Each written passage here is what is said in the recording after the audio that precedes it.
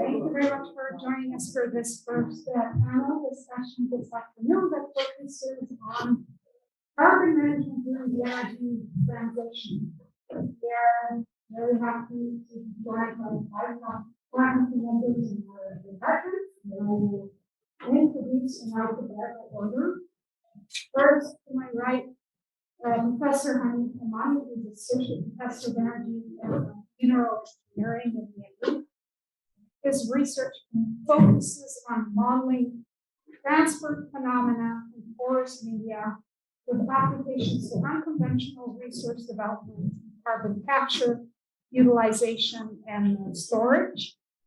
Next, we have Professor Yashar Hamani, who is an assistant professor in the department and also a co-funded faculty at the Institute of Energy and the Environment at Penn State. He did his undergraduate at Sharif University of Technologies in Iran and his PhD at the University of Texas at Austin, both in petroleum engineering. Following that, he was a postdoctoral fellow and then a research scientist at the Energy Resources Engineering Department at Stanford University. This research focuses broadly on the fundamental physics of flow and deformation of forest materials related to the energy and other systems. Next, Professor Aaron Mackey is an assistant professor of energy and mineral engineering, and also a co-funded faculty in the Institutes of Energy and the Environment. Before joining Penn State, he did her PhD at the University of Michigan, with 2 stints at Los Alamos National Lab. Her research focuses on advancing sustainable energy and carbon management systems. Much of this work targets subsurface systems that can be engineered for low carbon energy production and carbon sequestration, which are indispensable for reversing effects of climate change. Next, we have Professor Joe Langley, assistant professor of environmental energy economics in the department. His research focuses on the economic evaluation of large-scale environmental and energy policies in the presence of pre-existing policies and market failures in the political economy and policy. He holds a PhD in applied economics from Cornell University, a Master of Science in public policy from the University of Maryland, College Park, and 2 BAs in economics and political science from Southern Illinois University. And last but not least, Professor Leone S.D. Paraman, Virginia Philip Walker Jr. Faculty Fellow and an Assistant Professor of Energy and Mineral Engineering and Chemical Engineering in the department. She is elected president of the Pittsburgh Cleveland Catalysis Society and elected director for catalysis and reaction engineering, the reaction engineering division of the American Institute of Chemical Engineers. She's a member of the editorial board for ACS Engineering, co-communication, guest editor for several special issues of numerous journals.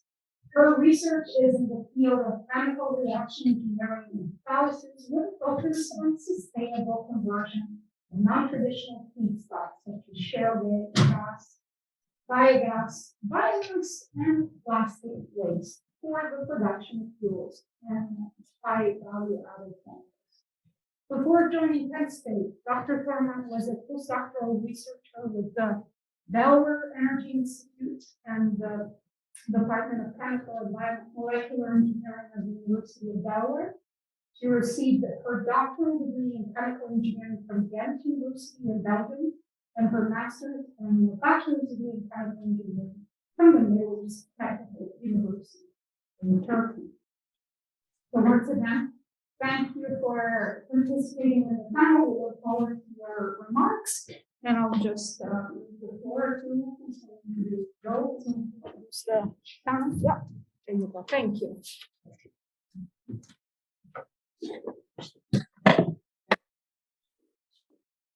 So I think the idea here is to give a few slides, each presenter, and then we're going to open up the floor to questions. So I'm going to go first and kind of provide a little bit of a framing, largely with an emphasis on, trying to highlight, the broad strengths of our department across multiple facets of the carbon management space. Can you hear me okay? No? Okay. How about now? All right. And if it doesn't work out, I'll just start singing. So it's an honor to be here with you and sort of highlight some of the work that's being done across multiple dimensions of the carbon management space. Of course, I'm an economist in the Department of Energy and Mineral Engineering, by and large. There are a few of us, and I can only offer sort of my perspective as an economist. I'm going to do so today at a pretty high level. I've sort of discovered that going into too many details on very complex economic models in a handful of minutes is not always wise. So hopefully you can bear with me. We talk about carbon management broadly speaking. There are various ways that we think about that term. The goal ultimately is to address climate change, which is a complex set of biophysical responses to greater accumulation of greenhouse gas emissions in the atmosphere. And that leads to many different effects. And in addition to raising the average surface temperature, we're likely to increase the intensity of several extreme weather events, such as forest fires, coastal flooding, hurricanes, monsoons, inland flooding in many locations. We're also likely to lead to greater glacial melt, leading to sea level rise. That, of course, increases and exacerbates some of these extreme weather events. And of course, greater acidification of the ocean, is expected to also have impacts on marine ecosystems such as coral reefs. And here we're seeing, an image of what happens when you expose coral reefs to greater acid and greater acidification. As an economist, we're interested in sort of, and generally as a society, I would say, I can change my slides. Oh, yeah. Good enough, it'll go.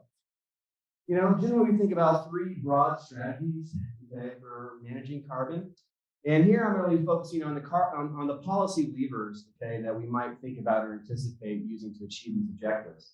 And a lot of my colleagues are going to be talking about, what what sort of happens once we have those policy levers in place to then manage carbon. So one of the key strategies we can have is mitigation, which is we manage carbon, we spend money to reduce the stock of greenhouse gas emissions.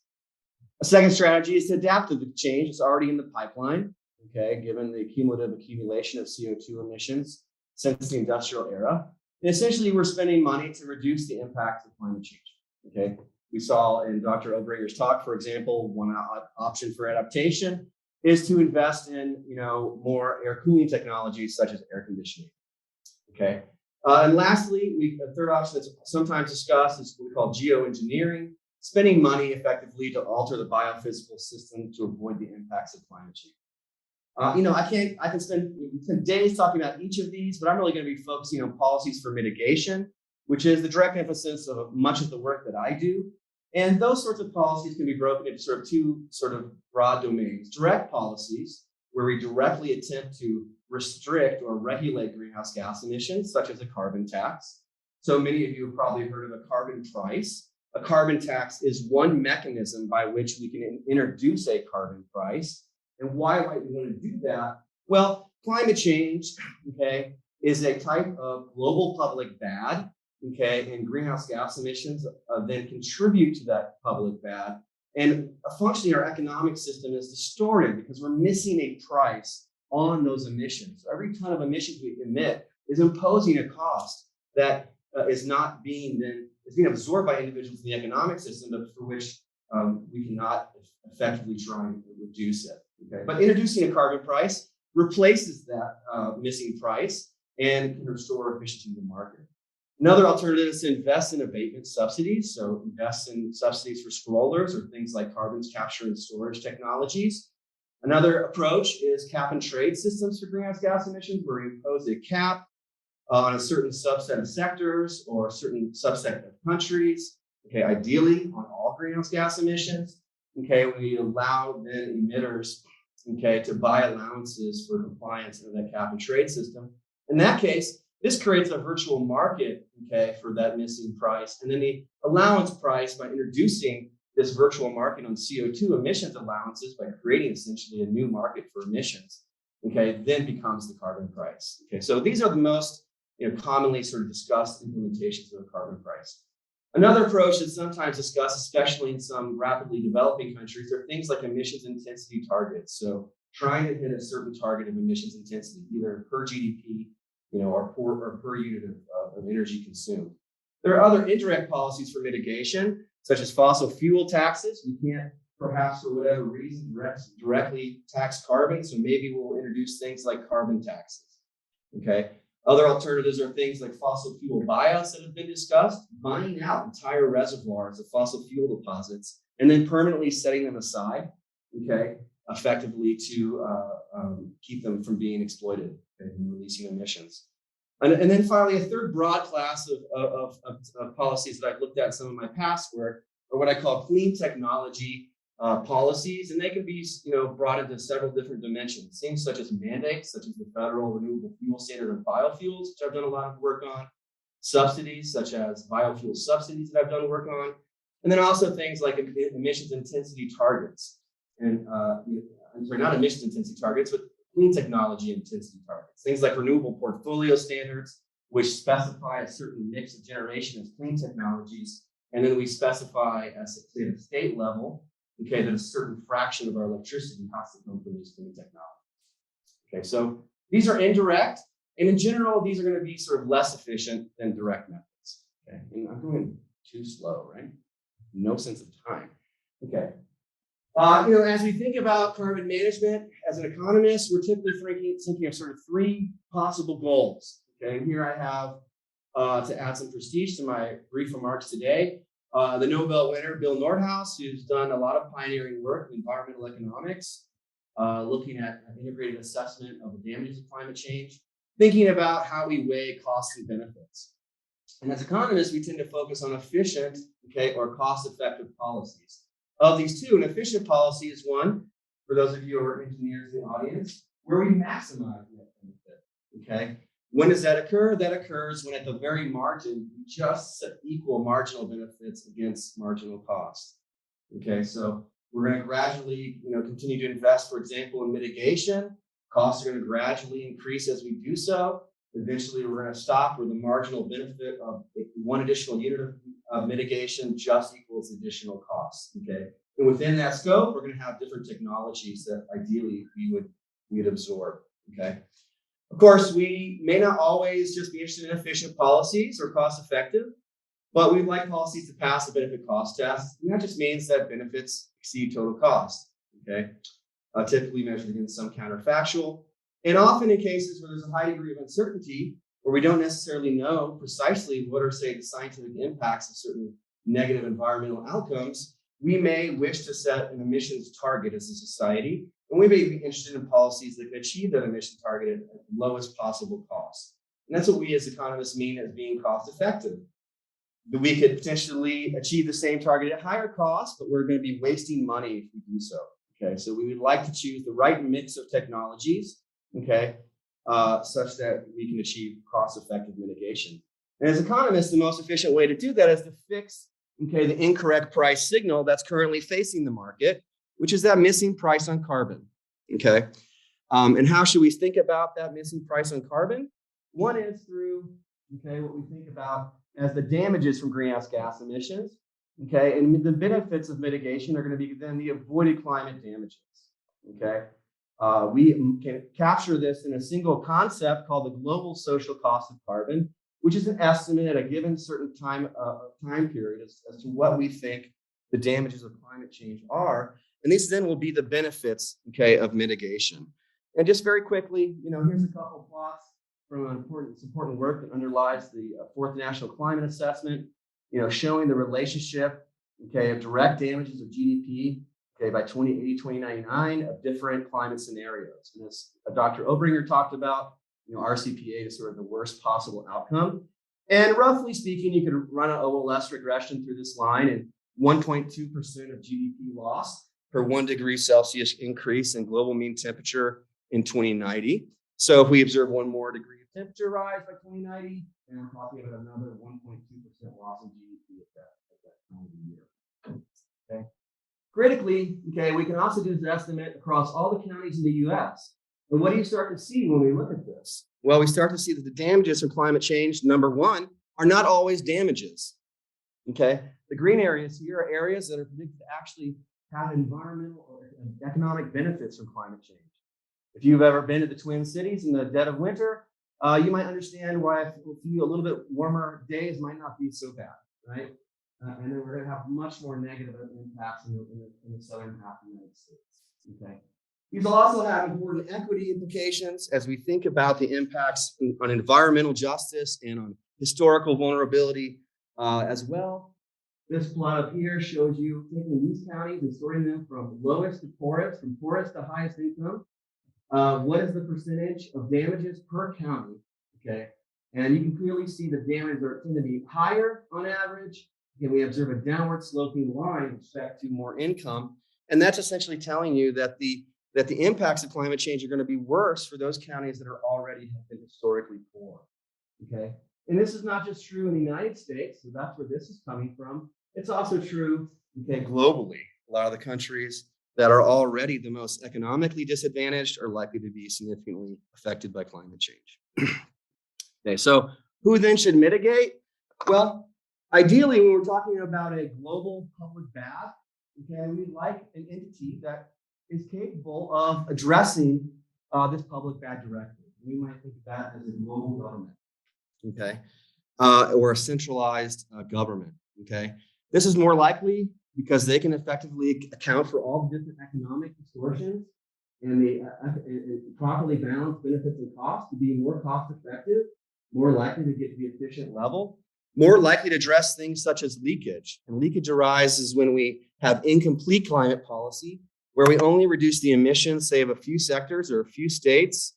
And of course, then through the interconnected economic system, for example, that may lower the price of fossil fuels. Other sectors or jurisdictions not covered by the regulation may then respond to that lower price of fossil fuels and consume more of them, and therefore lead to what we call emissions leakage.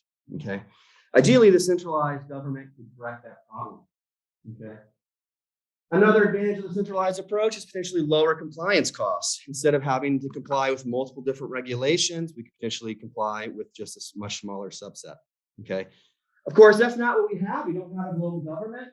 In fact, even at the U.S. level, we very rarely are seeing terribly effective, mitigation at the federal level. Okay. Instead, we're seeing a lot of decentralized approaches, and even at the national level, we can think of national policy as decentralized relative to global climate public bad. Okay, and these have benefits and advantages, disadvantages as well. Okay, so they're likely to be all the things in terms of cons, maybe the opposite of what we saw for decentralized.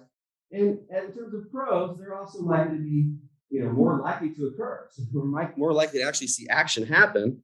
Okay, better aligned with local preferences, so better able to address local concerns, be that related to equity or related to perceived damages. Okay, and possibly then also more equitable. And I've done some work sort of suggesting that is a possibility. Okay.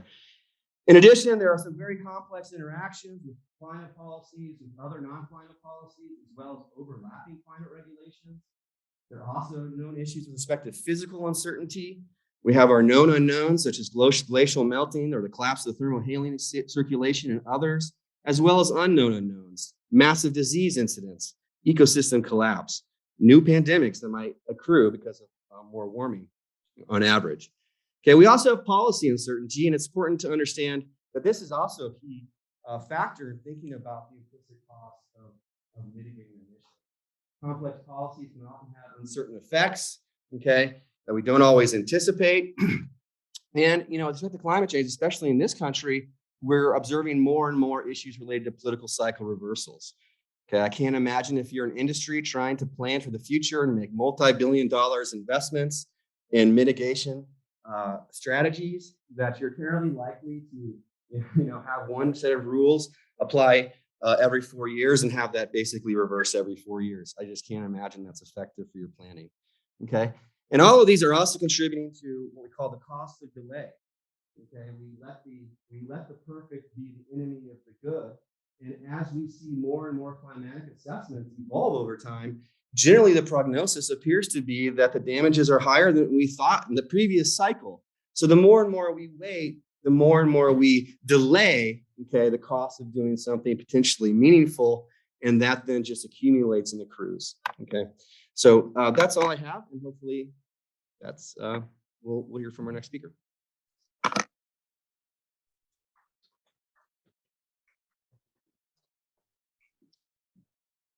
Yeah, you can do that one. I didn't see that one.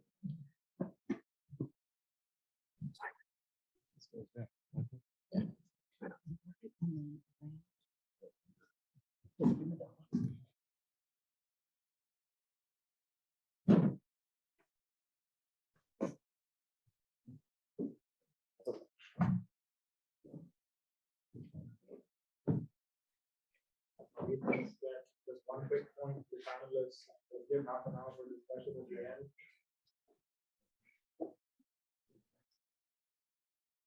Okay. So hello everyone, and thanks for being here. So Hold on a second. I'm going to start because for the sake of time.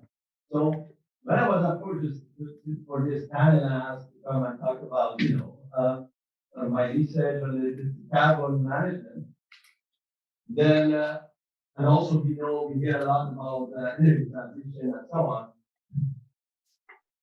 And I thought better to talk about one of the sources of energy, which is fossil fuel, and it's more than 70% of the energy consumption in the United States currently is coming from fossil fuel, and see how it can play a significant role in kind of reducing the carbon emission, right? Because this is what we are consuming as a fossil fuel, we are consuming on a daily basis, right? And a lot of that, right? So that's why I thought it's better for me to talk about how we can improve, right, efficiency of hydrocarbon production from the current resources that we have, right? So as I mentioned, in currently we have more than 70% of our energy comes from fossil fuel. That includes mainly oil and gas, and some coal.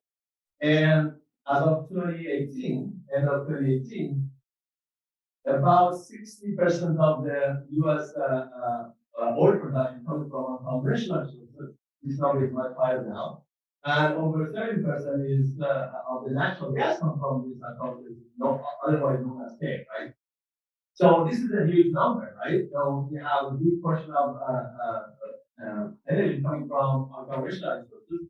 But then on the other hand, the recovery, the amount of hydrocarbon you get from the sources is significantly low. It's 10%. I mean, this number in any other industry, you don't say, oh, this machine or this equipment is just 10% efficient. Nobody's going to even pay attention to that. This is like a flawed technology, right? But in oil and gas right now, we are producing less than 10% of oil from this unconventional reservoir, otherwise known as shale, right? So can we do better? I'm going to kind of insert my opinion here on how we can, improve this number and how this is tied to, carbon management. So one of the proven technology is to, use gas injection. Gas here means CO2, methane, nitrogen, right? So you inject CO2 and then you give it some time and then you produce from the same amount. That's called pump. So that's a very kind of old technology, that gas industry. However, we are using the same old conventional technology and unconventional research. So of course, we are seeing some improvement, but not to the extent that we used to see with conventional reservoir. So the point here I want to make is that if you want to implement a conventional technology and unconventional resources, you need to understand the resources, the reservoir first, right? I'm going to go with an example here. So I have to put this slide because I need the alternative there, and it's going to get bored if there is no equation, right? So we have an equation for transport here. So the transport equation has two parts to it. One is for, let's say, advection convective flow, and the other one is diffusion. And the point I want to make that here is that for conventional reservoir, we are talking about a very porous rock. So advection is going to be the dominant mechanism. Whereas when you go to unconventional resources, which are very tight rock, advection may not be dominant, and we can actually show that based on the dimensionless number known as effective number. So basically, if you're at this end of the spectrum, this is like a very high permeable porous rock that's conventional. And the other side is very tight, and it represents a conventional tight rock, right? So when you get to the unconventional rock, we have very low effective number, which is right over there. So if you're going to implement the same technology that we use for conventional reservoir, it's not going to work. So what we did is that, okay, let's try with the other end and use the diffusion part of the transport equation, right? And then do a modeling and see how it works. So we did half and half, it's like practically solid injection process. So we saw improvement when we used methane over the primary production, just let it produce as it is, right? And then CO2 also improved production, but not more than methane. So this is very kind of surprising result for us, because you go based on the, let's say, traditional approach, you expect more oil production by CO2 injection rather than methane injection, right? And that again goes back to the physics of the process. And I'm going to put another plot here just to show that we use diffusion-based model, and we got same recovery that is reported by the operation component. So I want to tie also this improving hydrocarbon recovery by kind of understanding the right physics, right, to CO2 sequestration, right? This is something also but we hear a lot about it when we talk about, energy transition and carbon management, right? So we can also apply the same technique if we are honoring the right physics, right? If you understand the physics of the unconventional reservoir, you can apply the same process to improve production of shale gas reservoir. And then if you're using CO2, let's say, you also need CO2 sequestration because you use the same time and you produce more methane. You also can go apply this to oil reservoir, and then we use the flare gas or the associated gas for hydrogen production, which is another pathway for low carbon society. So the takeaway message I would say here is that if you invest more in understanding this unconventional resources that we are dealing right now with, instead of kind of ignoring them and say let's look forward, right? You are gonna kind of have a better way of managing this carbon crisis than just not looking at it. With that, I'm just gonna pass it to. You have one?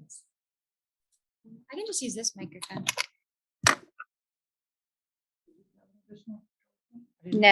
No, yeah. So I don't have any slides, and I'm going to try to keep my comments short, just so we can focus on the question aspect of this, which I'm definitely excited for. So I'm an environmental engineer by training, and obviously climate change is one of, if not the greatest environmental challenges that we as a society have ever faced. And most of my work really focuses on ways that we can, at least at a high level, ways we can re-envision the subsurface to support decarbonization of the energy sector. And there are a lot of exciting research and development applications going on in this space. We are working on enhanced geothermal systems, which would allow us to deploy geothermal energy technology more broadly, which can get to close to carbon neutral as an energy source. We're looking at ways to use the subsurface as a natural battery, basically, for bulk energy storage to support broader deployment of renewables, which would help to balance grid loads and kind of circumvent challenges of intermittency and curtailment, which are kind of the rate limiting factors for a lot of renewable energies right now. And then, of course, we can use the subsurface as a sink for direct storage and sequestration of CO2 emissions. And there are definitely a lot of lingering challenges with that, which I think Yashar is going to touch on in a bit more technical detail. People are concerned about risks of leakage, which are still not perfectly quantified in a way that would allow us to make any sort of legislation covering all of the liabilities with that. There's risks to induced seismicity and just a lot of unknowns because it's not something that has been done for decades at an industrial scale. But at the same time, I think we really are at the point of no return, right? It's not going to be enough just to improve the efficiency of our energy systems or to use less energy or to fully transition to renewables, which is going to take a lot of time anyway, because the reality is we've built society on a very carbon-ingrained energy sector, and deep decarbonization is going to take a lot more effort and energy than it probably took to build this society. So all that being said, I think we really are at the point where we need to address emissions at their core through, carbon sequestration, whether that's, it's going to take a combination of preventing our current emissions from getting into the atmosphere and just perpetuating the problem, as well as broad deployment of direct air capture technologies to directly remove CO2 from the atmosphere and sequester it somewhere. So I think, on this panel, we have a lot of expertise in some of these different areas. And yeah, I think there's a lot of hope, but we have to take action on, decarbonization with all the technologies we have at our disposal now. And we can't really bank on, some futuristic drop in direct air capture costs, for instance, and rely on that to save us while we continue to, contribute to the problem today. That's all my thoughts.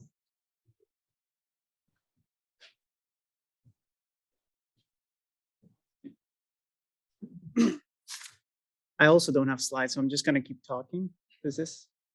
No. Oh, you turned it off. Is this on now? Okay, great. Yeah, I'm just going to talk to you guys, if that's okay.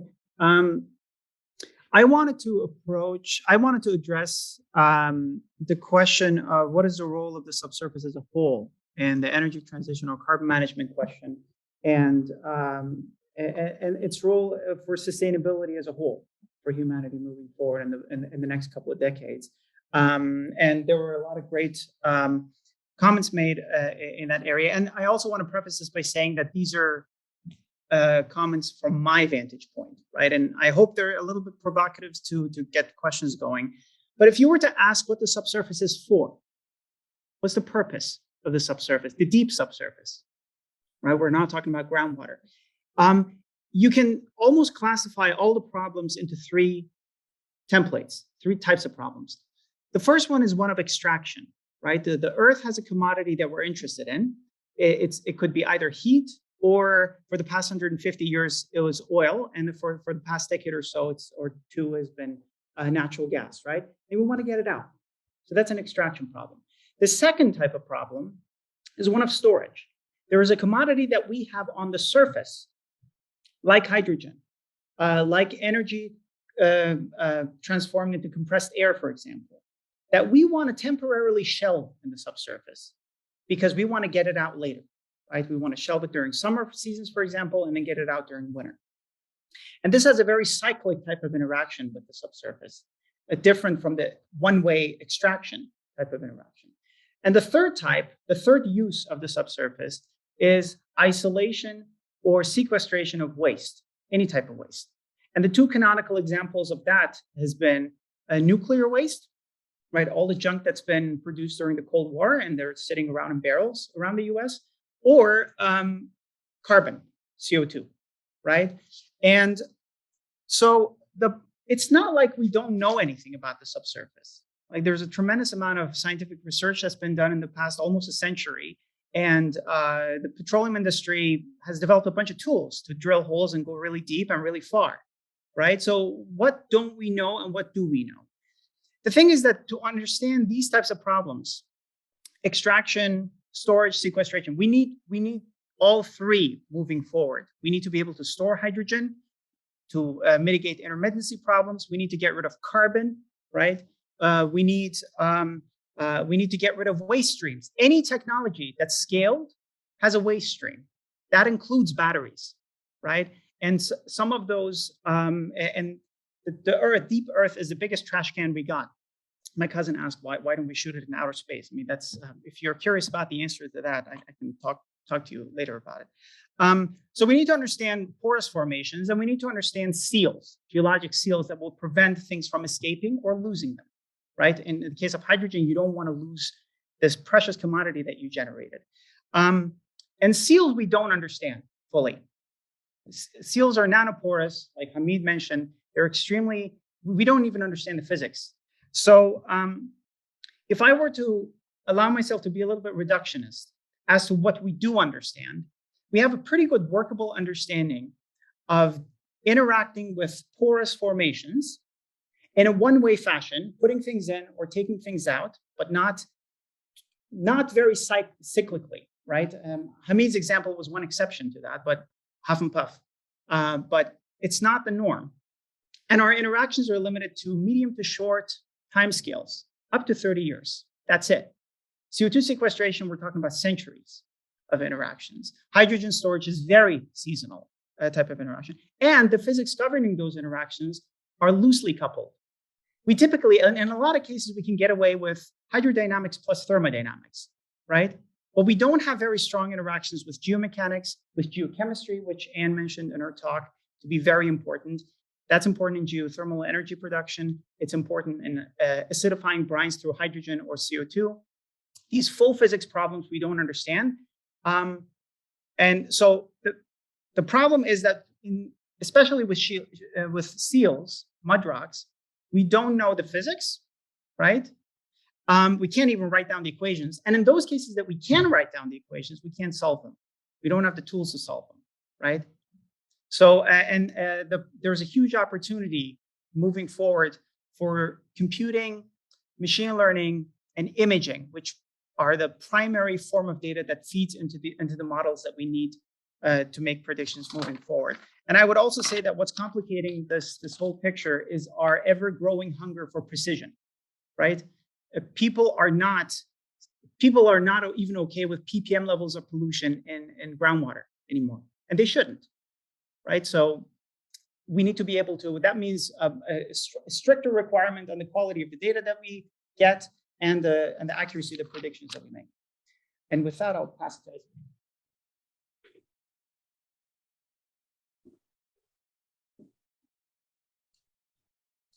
to the handheld or the wireless, which is on the table. Can we open the presentation?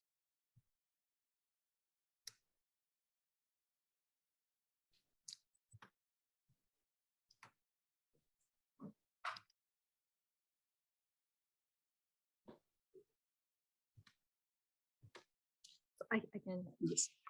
Okay. So I will wrap it up. I think all those things very quickly. So I just want to, I think, start with the Q&A session that I'm very excited for that. So Yashar, in fact, mentioned something. He mentioned waste. So whenever we use a product, whatever process that we use to produce things that we want to take advantage to increase the quality of our life, we generate waste.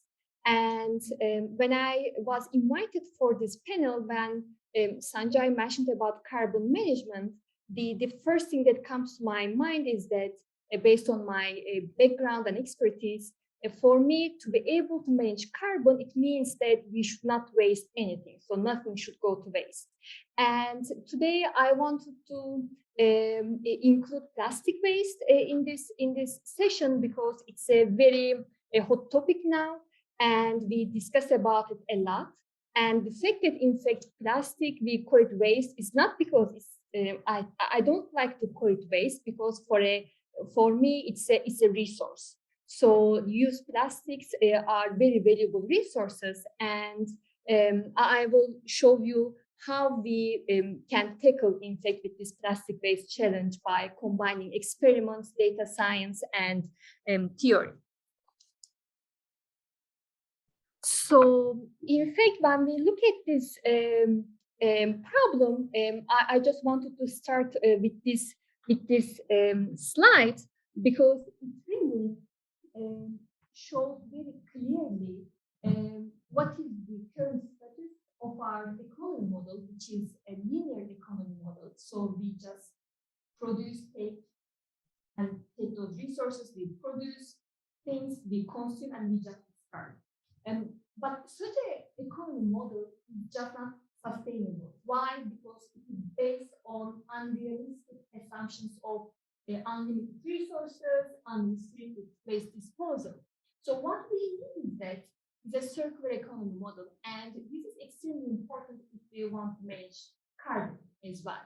So in this economy model, the basic concept is that we take, we produce, we consume, and instead of discard, we reuse, we recycle, or we even upcycle. And for plastics, it's extremely crucial. So if we look at the plastics, how we manage those materials is that we are doing a very poor job. So if we look at the situation globally, less than 10% of plastic waste has been recycled globally. So what is happening to the remaining? Unfortunately, straight it's going to the landfills or discarded, and in fact, majority of it ends up in the oceans. And this fact was this calculation was very shocking for me when I read it, because it was clearly mentioned that if we continue with our current practices, by 2050, we will have more plastic waste than fish by weight in our oceans. So we already started seeing lots of publicity in the media, in many places about it.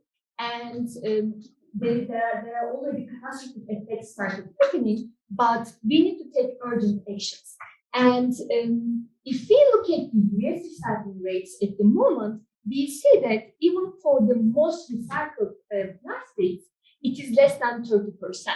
And for the others, the situation is much worse. And globally, we are at this stage that we only recycle less than 10% of the plastic waste.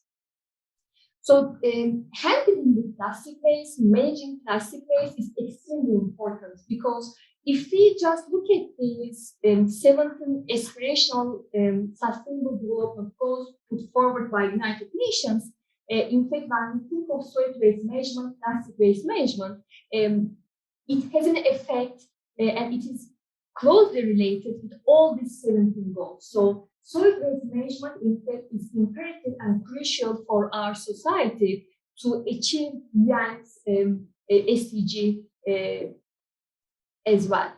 So what do we do in my group with my collaborations? So we look at this, so my group, we are developing technologies, processes, materials, and we especially focus on fundamental understanding of reactions, which are extremely important to develop any kind of technology or process that for different feedstocks, including plastics. And we especially focus on pyrolysis. So in the morning session, if we had a chance, two of my students in fact show some results in this field, what we are doing. So we believe that pyrolysis is an important promising process because it can accept mixed plastics, and it's a very robust technique, but the simplicity and start and the reactions, especially the interaction effects on the mixed plastics is really fully understood. And when I was just looking at the literature, like some few years ago, I was a bit shocked because there are only 2 papers in the world which really provided fundamental understanding of these kinetics reactions for mixed plastics. So you can imagine that the stage that we are now in terms of understanding those reactions in this, for example, process is at a very basic level. And another important thing is that if we want to, in fact, get those kinetic understanding, mechanistic understanding, we need to do very well-defined experiments without any transport limitations. And for that, we are using specialized setups that can allow us But one important thing is that the characterization.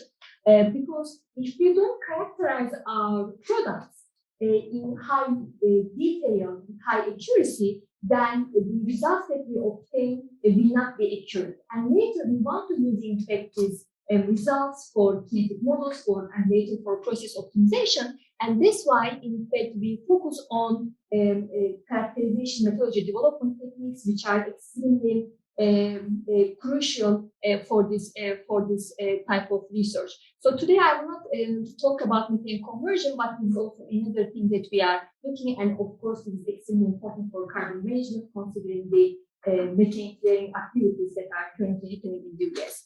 And another thing that we focus in my group is database development. So we have, in fact, quite some data in the literature out there, but it's very heterogeneous, it's not organized, and the quality of data can be questionable in the sense that the conditions of those experiments or everything that is out there is not really well defined. And if you want to use it for any kind of modeling, in fact, it's extremely challenging to do that when you don't have some crucial, important data.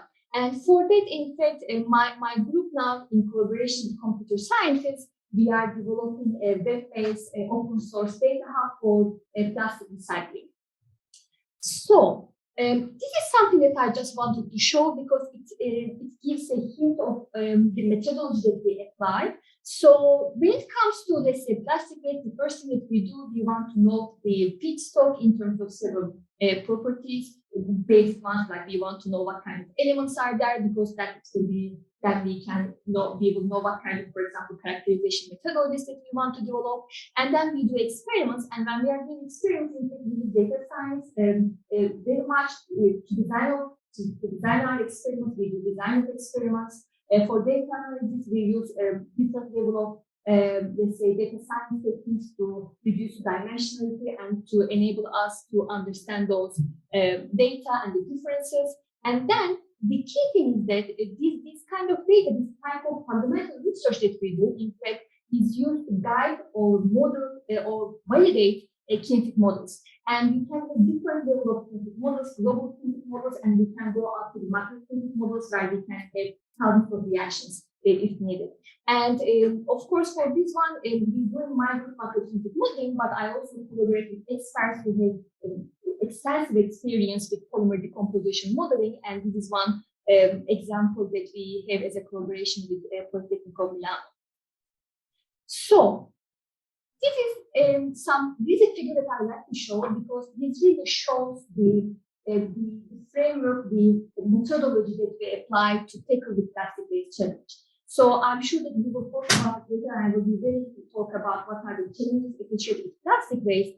But what we do is that thanks to the collaborations that we have and the funding agencies such as Remade Institute, the Department of Energy, Penn State, ICDS, Dow Chemicals, Northwestern University, PSC, Siemens Business, and Shaw Industries, with all these support and collaborations and expertise that we have from academia and industry, in fact, we are looking at this problem at different levels. So, especially our focus is to understand the interaction effect in these plastics, because the current knowledge is whatever knowledge is out there is for single plastics, but in reality, we have mixture of things. And understanding those interactions is extremely crucial. So we look at non-catalytic pyrolysis, we look at catalytic pyrolysis, we look at different modes of operation. And the key thing here is that we want to develop mechanistic understanding of those process components, and then we develop catalytic materials, and then we develop this a database that we use for we develop data mining tools to extract data from literature, and then we create also a database that can be used for exploratory and predictive modeling. But what we also do, in fact, via collaboration with my colleagues, they do RC and PA analysis. In fact, we want to also give some insights in the whole process, all this process that we are looking. What are the CO2 reductions? What are the energy reductions and in feedstock consumption? So we look at it in the end, in a way we want to find solutions that will enable us better manage the carbon resource. So I guess that I can wrap it up in this way, and then we can start with the Q&A session. Thank you.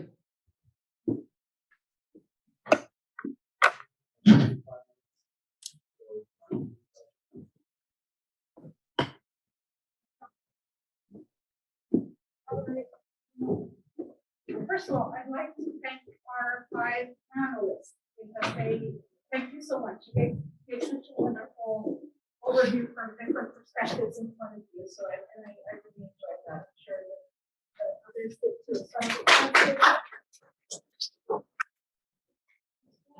don't know, maybe you can grab these work, Rachel.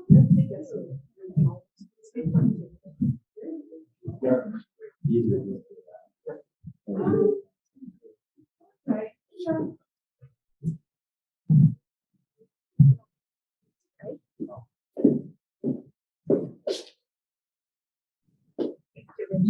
Okay, so I've got a few questions, but I would like to open it up to you first. So there we go. Thank you. So thanks very much. Not a lot of discussion about power demand. We talked about managing carbon since 1950 before they doubled the power demand in the United States. And not a lot of discussion around that topic. And I walked onto the university this morning, walking up the street, and the young lady walked right into my chest with her phone. And technology is driving 30% of that. What's the conversation here about power demand? And there's a little bit of discussion about maybe you penalize it from a price perspective. Be interested in what I meant by that is you're talking about demand side management techniques. Taxes may be one way of getting there. Use more of it, you pay more for it. So I'm interested in your panel discussion over demand side management. Wants to take that. Probably the same. The demand side is certainly one strategy for expanding generation through say, renewables. We have vehicles to reduce mitigation to reduce demand. There are many paths to that. And part of that I think is you have a part of the price that we theoretically that would incentivize investment in demand side energy efficiency programs and be a piece of the solution. And there are other market players also that are related to the adoption of energy efficiency updates that we should address by incentivizing more efficiency parts of just carbon side.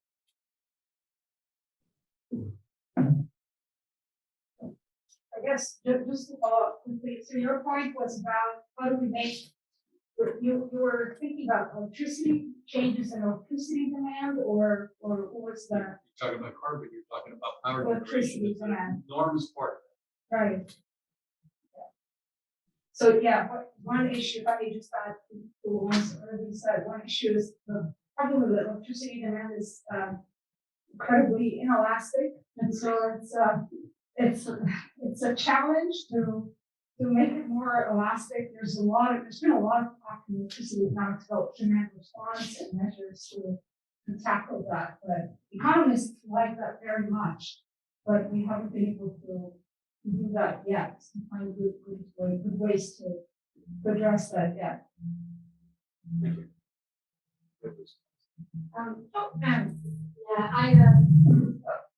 Economics and social issues are not really my space, but just to add to that, I guess from my perspective, most of the increase in power demand, energy demand is directly associated with just population increase, right? And measures to control population, you get into a lot of ethical issues, and that's a whole other can of worms. But I do think it is a reality that consumer behavior and just people drive a lot of this, right? We can come up with technical solutions to improving efficiency, but then there's this thing I think in economics called Jevons paradox, where as systems become more efficient, people just use more of them. And we've seen this, especially with the automobile industry, and as gasoline prices drop, people are buying more SUVs, and the opposite happens when gas prices spike. So I think because we're dealing with populations of autonomous people who are each making their own decisions, it's really difficult to control that. And I'm not sure how,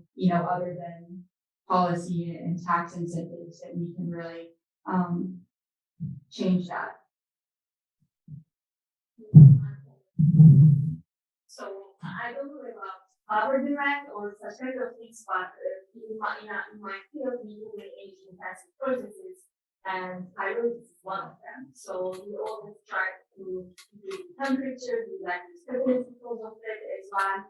But in my field, we actually doing it very that there are a lot of interest in incentives for process intensification and to have autothermal processes, energy efficient processes, and there is not any external energy. For example, for pyrolysis, criticized as a energy intensive process, but in fact, pyrolysis can be quite self-sufficient because even the gases that we produce in addition to the liquid product that we make as a fuel or chemicals can be used as an energy source. But in the field, in this modern manufacturing, smaller scale units, even scale up, and we can start talking about number of technologies for different business markets. Something very important, but we like to think of it in a way that design is to be something new, because we want to produce some, let's say, products, chemicals.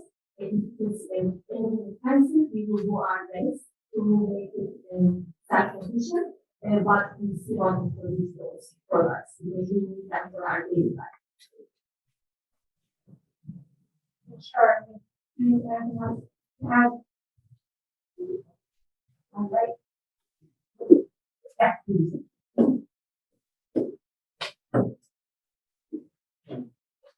First, I'll be sure the panel is talking about subsurface or general issues around climate change. One of the real issues I find with climate change, what we have to work with very clearly, is the fact that the demand for energy today is about 40 exabytes. That's a very large number. To satisfy that, you need 60 exabytes. So the inefficient use of the resources where energy we're giving is somewhere losing 1/3. And the 1/3 is coming from coal plants, which are 35% efficient, oil for generating electricity, and oil plants 35% efficient. The mine cycle is up to 60% efficient. But renewable energy is 100% efficient. We have carburetors that are 30% efficient for our cars. All that we're wasting. So the fundamentals we have to work with is basically in that. I have to live in Massachusetts. In the last, since 1986, first because gas prices were low, we replaced all the coal plants and all the oil plants that are in power, replaced it with gas-fired power plants. And we've gone from 28 million tons of CO2 down to 9 million tons of CO2. Today, in terms of subsurface, and we can hear this, the geothermal, there's a distribution company that two ladies pushing very hard, gas distribution companies. They're doing a pilot test to replace their gas distribution lines with whole air, other than geothermal. And so they're working in the future delivering air at about 55 degrees down. The people's homes heat up the first phase, and maybe heat pumps after that, or do the cooling in the winter. There's a lot of those things with geothermal. You hear a lot of them. The church, Trinity Church in Boston, has 2 wells, maybe 4 wells outside going down to the subsurface that heats the church up to 55 and cools it. So geothermal, I think, is a big portion of this. But fundamentally, when you start looking at the efficiencies that we have now, we might get from 1/3, that is 1/3 loss, down to something like 25% loss in the next 25 or 30 years. With some of these we're talking about, unless we get batteries for renewable. Anyway, I just thought that's a very important element. We're wasting so much energy in the process. I also wanted to make a comment that might be interesting with respect to plastic. There is a company in Rhode Island I've heard of that I bought a chair from to make Adirondack chairs. I'm told that they used 1 million milk cartons a week to make these chairs. So there's also making use of the prices on the receipt. Anyway, I was thinking of the subsurface and I think that you're putting myself on this. There's an area that is a lot of application. I also think, this I might as well say what I'm up to. I'm waiting for CO2 sequestration in the subsurface. So I know I can go back and get it later on and convert it into nanomaterials. Another place with CO2, I can break it down and make nanomaterials. And I haven't been working on a technology like that now, which is very, very interesting. So I was curious to know whether you can use the CO2 and back produce it later on. I won't get into the legal issue, but who wants it? For now, thank you very much for my comments. I didn't know that. But the energy loss is substantial. Anybody wanna? Yeah, sure. I'll just confirm with you that, yeah, that is one of the things working with energy, right? It's sort of like save energy where we can. That includes, for example, but also making buildings more sustainable, right? So you're heating up the building with thermal ideas, right? You get space first phase up, and you want to make sure that you seal them up against heat, right? And there's a whole bunch of material that goes into building a city or a building that could recycle some of the stuff, from waste streams and make new products, right? So I totally agree with you on that. But on the larger issue of energy demand, I mean, I don't think it's a secret. It's just going to blow up, right? And the population is going to increase. There are a number of countries that want a better life. So are we going to deny that? No.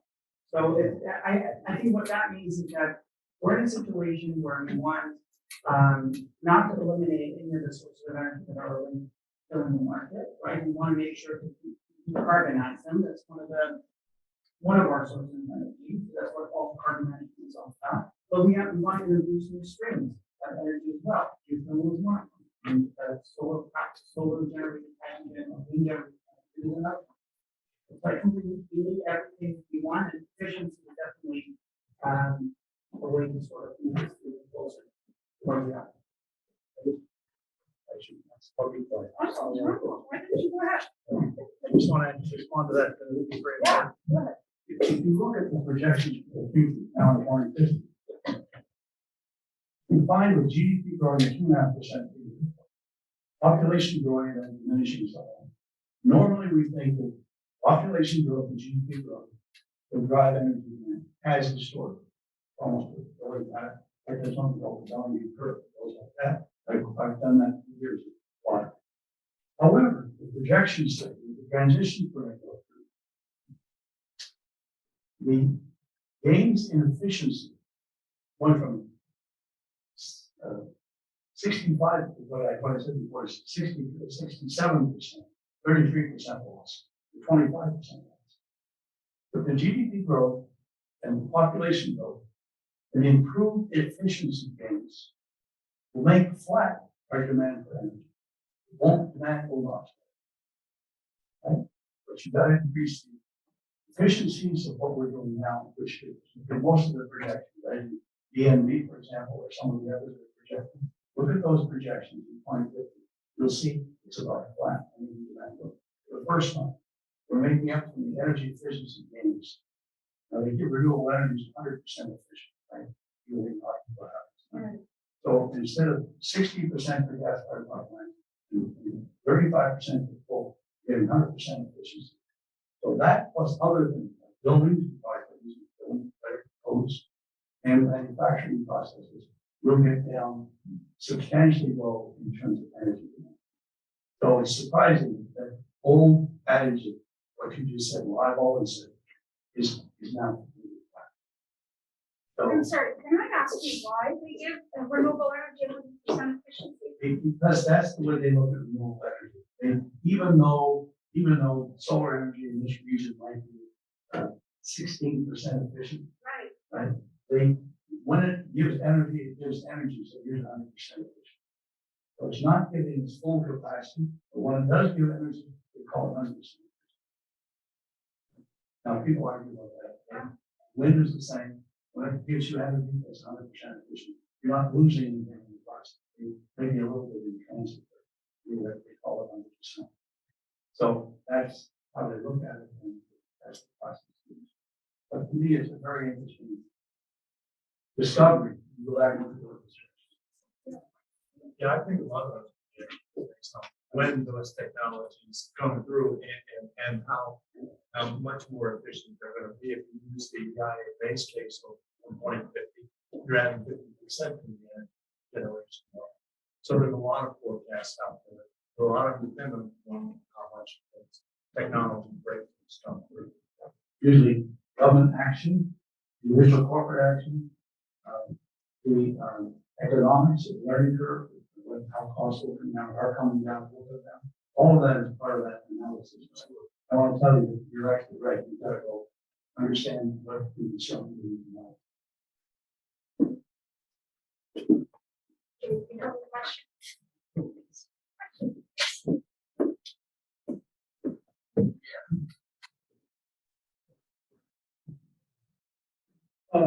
I'd like to thank all the panel for that we are talking today. It's kind of like a paranormal view about all the ways that we can save carbon and reduce carbon. Actually, I have two questions, but I think I want to put the biggest one first. So, as Dr. Yasher mentioned, we cannot restrain the developing countries from developing themselves or the wishes of people having a better life. But this question seems more like an ethical or economical dilemma. One way is there's more people want a better life, means that there will be a lot of more carbon emissions in this world. Like ex-President Obama said, if all the Chinese can leave, our Earth will be destroyed. But the other side is, let's say if those countries and companies with high advanced technology who can have a better technology that produce energy with a higher efficiency, they can totally, the best way is that they can somehow share this technology with those developing countries or sell them at a lower cost. But for those companies and countries, they also wish for more profits. So this is kind of like a bad circulation. I just wonder, all the audience and panels here, what do you think of this dilemma, and how are we going to solve this dilemma for the whole human being, like for this whole world as a whole groups, instead of just focusing on the interest of each country or each country. Right. It takes a global solution.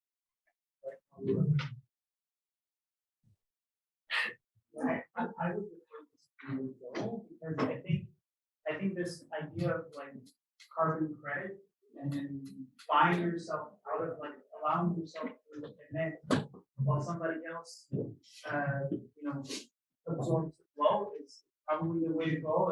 Is the equitable and go with the effort there. I just got the other question. Yeah, I was taking the time I had on answering the question how to solve all the world's problems. I don't know if I have enough. There are various approaches to solve the problem. Decentralized approach versus the centralized approach I was talking about. When we talk about it, the scale is really continuum. There's the individual actions, which is most decentralized, and you're going to see more leakage, and you have less effectiveness, up to municipal governments, regional governments, state governments, national governments. They can all fish and have a role to play in the process. Some of the work that I've done is looked at decentralization versus centralized approaches for addressing things such as what really bad, such as climate change, given the fact that we have a globally connected system, and the fact that countries may be self-interested. So let's take that as our starting point. So sort of a real politics sort of approach. Is there a path forward for even decentralized action to do pretty good or do okay? What conditions? And some of that work suggests that there may be certain types of policies that we can encourage and certain types of trade and global allowances, either individually, say, national cap and trade systems or regional some national cap and trade systems that potentially allow greater economic incentives for folks to do more. But it's a much more complex question. I can probably answer. Yeah, I'll just share one thought, 'cause that's a fantastic question. And I think one of the best things you can do, especially as engineers, is just develop renewable or low carbon energy technologies that are cheap enough that they can be deployed in these countries. I think equity is a huge issue here, because who are we as developed nations to say, oh, we spent the past couple centuries emitting all of this CO2, we kind of ruined the planet to some extent, reached this point of no return, and now we're just going to stop everyone else from achieving the same quality of life because we now need to deal with this emission problem that we have caused. I think that's completely unreasonable, but I won't get into the ethical questions there. But I think one of the main challenges is that a lot of these developing nations that are starting to industrialize are really heavily relying on things like coal, and not even like Andrew said, coal, it's like lignite, the lowest quality of coal, the dirtiest coal. And so I think the best thing that we can do in our position, as engineers in the developed world, is to work on developing energy technologies that can be distributed to these countries and that can operate cheaply enough that they can be competitive with the dirtier resources that they have the most access to right now. I'll just add something to that. So I don't have updated statistics on this, so I'm just putting this question out there to someone correct me. But on the question of China, right? They're the largest emitter, but they're also the largest market share for solar last time I checked. Right. So okay. Yeah, Eric. Yeah. So so I think they're ahead. They account for 1/3 of the world's CO2 emissions. Yes, exactly. Right. So any solution has to address. Right. As we sit here, they're increasing production every day. Right. And so that's one thing to sort of keep in mind. The other thing is I'm having mental lapses. Yeah. I'll pass the buck. Actually, question for you. So I'm gonna add some optimism. So we're talking about how to reduce energy demand, what solutions do we have for other countries.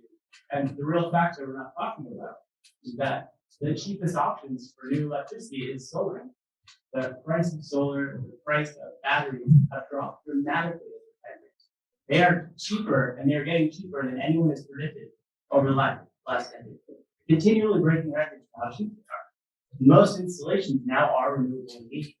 It's just like back when we were burning wood. Wood was terrible. It was terrible in a local environment, so we had to switch. The problem is we have to switch in a timely manner, and now there are serious consequences. Right? So my questions for the committee, right? Where are you at? Forum or something? That's right. You have a panel. Right? So I have one for the economists. So if we're going to invest our money, should we invest in switching faster, or should we invest in packaging? Which makes more economic sense in the short term, right? Because we need to invest in these new technologies, but at the same time, we need to basically pack up the old ones. And then my question for the person storing it, do we have a sense, like big scale sense of the rate that we need to store it to actually make a difference? Like, are we capable of injecting that much CO2 without having like reduced seismicity problems on a massive scale? Or is there like some level we have to get down to where that solution is viable? So I guess it's a two-part question, right? Part one, where should we invest in? And part two, if we invest in that one, is there like a rate limit for how much? Because I know we're emitting a massive amount, right? I don't know if I'm just curious. Thank you. I'll try and address the first question. As an economist, I don't make investment decisions. What I mean by that is, what we're trying to identify is the market failure. And if we correct the market failure by fixing the missing price in this case, by creating a proper price, then that creates a price signal that for all users of carbon, Be they inefficient because they are being wasteful and they can invest in new energy efficiency technologies that they're not doing. Be they carbon capture and storage because suddenly that becomes profitable to adopt that technology. To any other type of technology, new renewables, right? Once we create that price signal, we create a proper set of incentives that then people, through their individual choices, will adjust and respond to. It sends ripples throughout the economy, right? It affects the price of automobiles. It affects the price of fuel. It lowers demand, okay? It lowers the rebound effect that Anna was talking about. So as long as we fix the market failure, and then we let the market do what it does best. It can choose the technologies. We don't need to make that choice. Okay. Right, I agree. But it's sort of like the lead fuel argument, right? You're basically taking something that's bad for everyone and saying we're putting an unreasonable or a high price on that and let the market decide. That part makes sense. My question is, I guess to put it a better way, is what price would you do? It's essentially like an unreasonable one, such that everything has to be sequestered, or like what will get us to the objective of quantifying that cost? So the marginal benefit would be the global social cost of carbon. So that would be the level you ideally want to set your carbon policy at. Now there are countries may have incentives to not want to do that. They may have incentives to want to rewrite off voters' decisions. So we may not achieve that level of carbon pricing. Now there are other issues, related to co-produced market failures that are correlated with climate change, right? Like local air pollution, issues related to reliability of the power system. Even when the price of solar is low, we can't just suddenly switch 100% to solar unless we're willing to spend thousands of millions of dollars in batteries, right? So at this stage, we have other capacity that is around in case the sun is not shining or those winds are not blowing. So there are other dimensions you also need to consider, and those will require other instruments to address them. So, just getting back to your first question, I guess we haven't got the answer to the second question. So I think any good idea that can resolve the problem to some extent should be, given the chance, right? It's not so. There are lots of hype and focus on renewables, which is we need to spend money to know where it goes, right? But we shouldn't abandon the ship that took us here, right? So that's why I was talking about the efficiency of the resources we have. So one way to, reduce the pollution is not drill more wells, take advantage of the wells you have, right? So, but then it requires investment. So if there are good ideas to improve that efficiency, right, let's do it. But then I can see that, yes, we can also invest on renewables, and we should, same as we have to invest on CO2 sequestration, because I think to mitigate this crisis, we need all the solution we can get, right? So that's my opinion. But then with the amount of CO2, right, that it has to be injected, it's a lot, right, to make a dent. And why it hasn't been? We don't have a large scale, in a commercial scale, a CO2 injection where the industry is just pumping CO2 down there, just because we can't predict in the close future that what's going to happen. But as was mentioned earlier, for the CO2 storage, we need to guarantee this is going to be there for a century or more than a century, right? So, and then there's a discussion of that, okay, if something happened later, so who is to blame? Right? Nobody want to take the blame later. That's why it's not just that we don't have the technology or we don't have the volume down there to inject. There's also people, they don't want to get sued later in future, company or individual for something good that they thought they're doing it. And I guess there was a conversation earlier about efficiency, where we use other resources like geothermal and so on. Again, across the board, if we can improve efficiency with any technology, current or the renewables or so on, we have to go after that. I agree with your point. I think it's great. Obviously, we need to improve the efficiency here. But at some point, we also have to realize that the product is bad, and just have to switch, right? I think the technology is there for all of us. You can sequester CO2. There are projects that demonstrate that.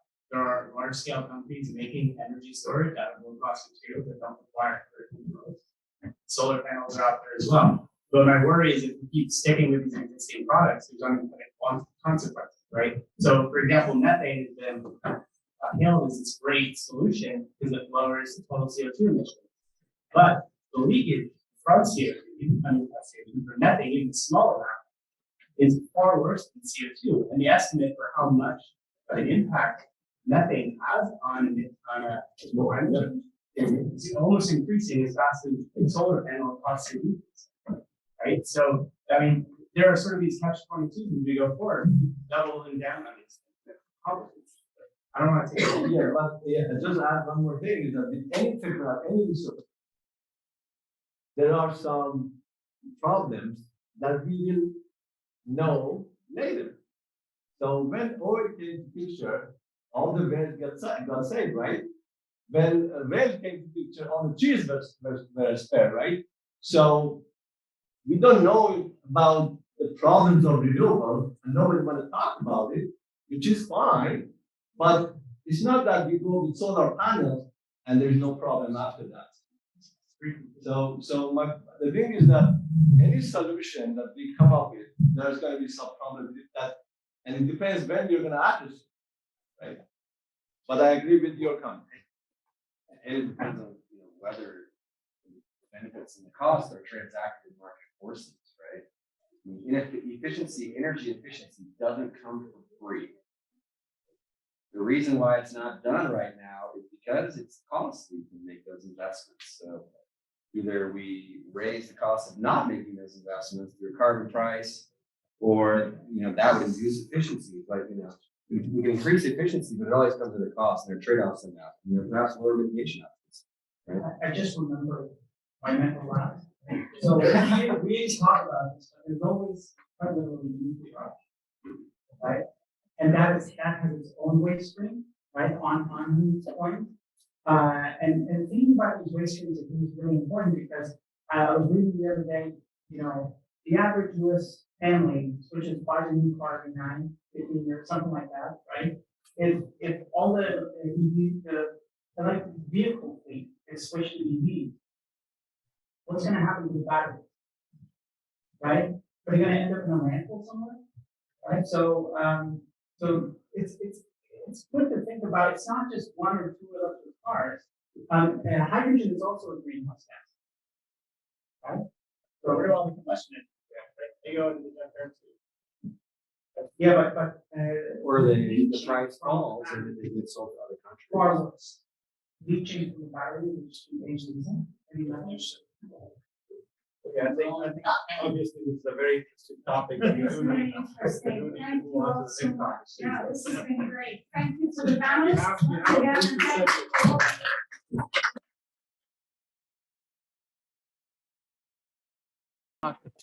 Let's get started here because we have 1 hour and then we'll go to the closing session. Second panel that focuses on critical minerals for the energy transition. And then we're very lucky to have three. But yeah, there you go. Yeah. 3 speakers for this panel. So again, I'll introduce them in turn in alphabetical order, starting with Professor Francis Armalides, Assistant Professor of Environmental Systems Engineering in EME. He has more than 12 years of combined experience in applied engineering, research and development across different disciplines, such as resource recovery for critical minerals, geochemistry, water chemistry, and surface complexation modeling. The overarching theme of Dr. Armalides' research is to understand and improve the environmental performance of emerging technologies in resource recovery, geological storage and utilization of carbon dioxide, and unconventional oil and gas development. Next, Professor Sarmas Pisupati, Professor of Energy and Mineral Engineering, and also Director of the Center for Critical Minerals at Penn State. He also co-directs the Coal Science and Technology program of the EMS Energy Institute. He's been studying and teaching issues related to energy and the environment for the past 35 years. His main areas of scientific research are chemical kinetics, mass and heat transfer, combustion of solid fuels, and modeling of combustion systems for emission reductions, to name just a few, right? There's a long list. And last but not least, Professor Mohammed Rezaei is an assistant professor of mining engineering and the Centennial Career Development Professor in Mining Engineering in the College of Earth and Mineral Sciences. Dr. Rezaei's research focuses on developing sustainable mining waste disposal practices from which valuable such as critical minerals can be recovered for commercial use, while the remaining materials are processed to generate environmentally benign materials. His work centers around the extraction of critical elements from primary and secondary sources, coal preparation, and mineral processing. So thank you all very much. And again, I'll leave the brief discussion to you before we open it up for Q&A. All right. There you go. Thank you. Thank you very much. I appreciate it for sticking around this late. We had an exciting discussion about energy transition, what kind of power we need or how much we would be needing and where we would be going actually. Ideally, we want the sun there and everything should run. Right? It should brighten up, my car should go, and everything should be powered up without any conversions. Right? Ideally, that is what it is. 100% efficiency, no CO2 emissions, nothing. It's great, but that is not the reality. The reality is we have to get these energy sources either from the ground or from the renewable energy sources and convert them into a usable form so that these can run. So that's what we will be emphasizing on, even if we go completely renewable, completely, ideally, it will never happen, but if we go, we need some materials. So we're going to be talking about that. As we see here, okay, that's nice. It won't go forward, right? Wonderful.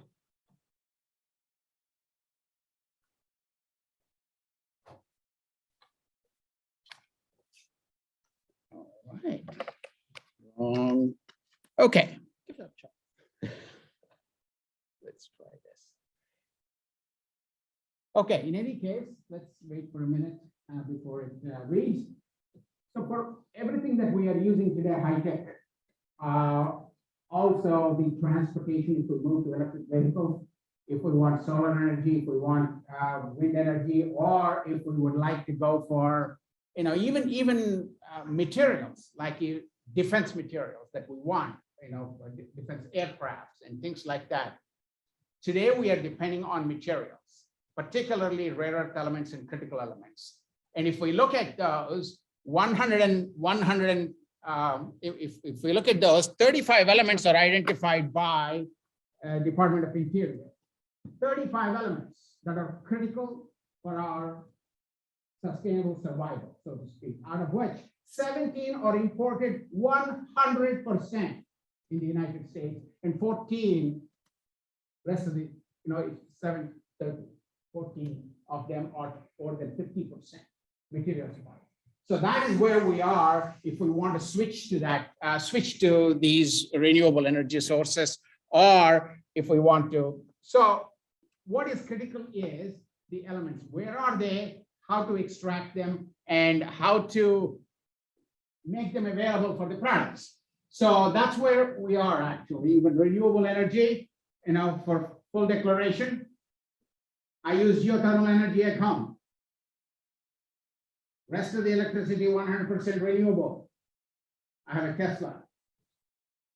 So we're trying to move in that direction. Still, I can tell you, I use a lot of carbon. I still use a lot of carbon. And for F-35s, we need a ton of these materials. And where are they coming from? 90% almost imported from outside. So these are the criticality for energy transition. We need several minerals that are imported or that are basically, we don't have them enough actually.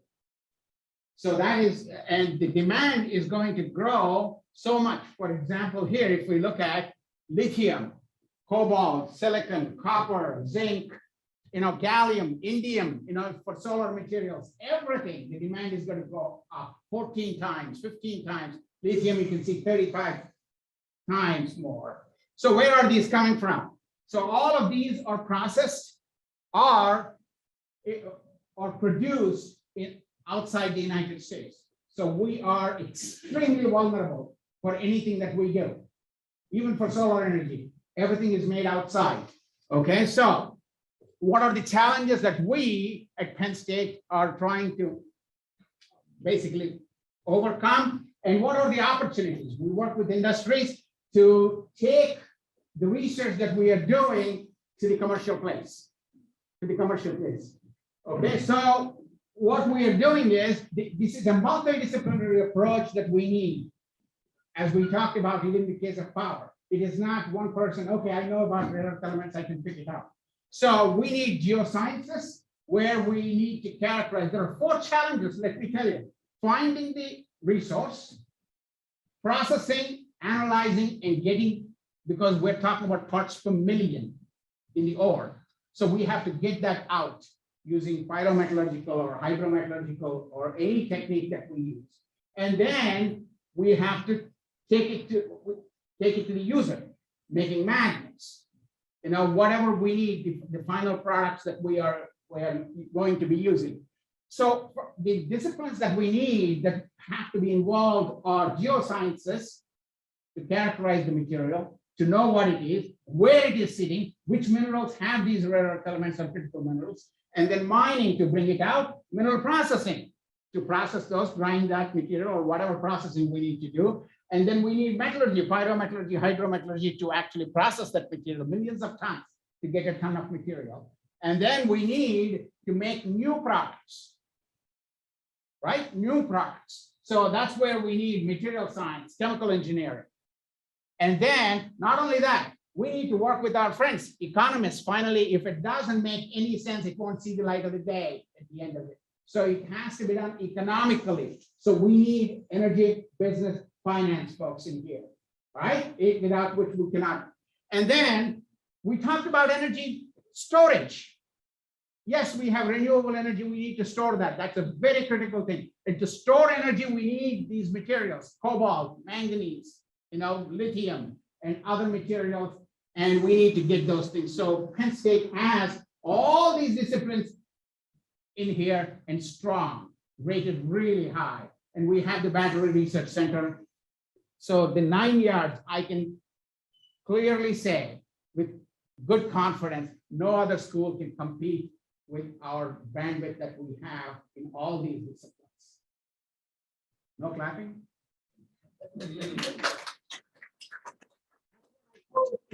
Several legislators. This is the only school that can do all these things at one place. Okay, so from concepts to commercialization, we don't commercialize.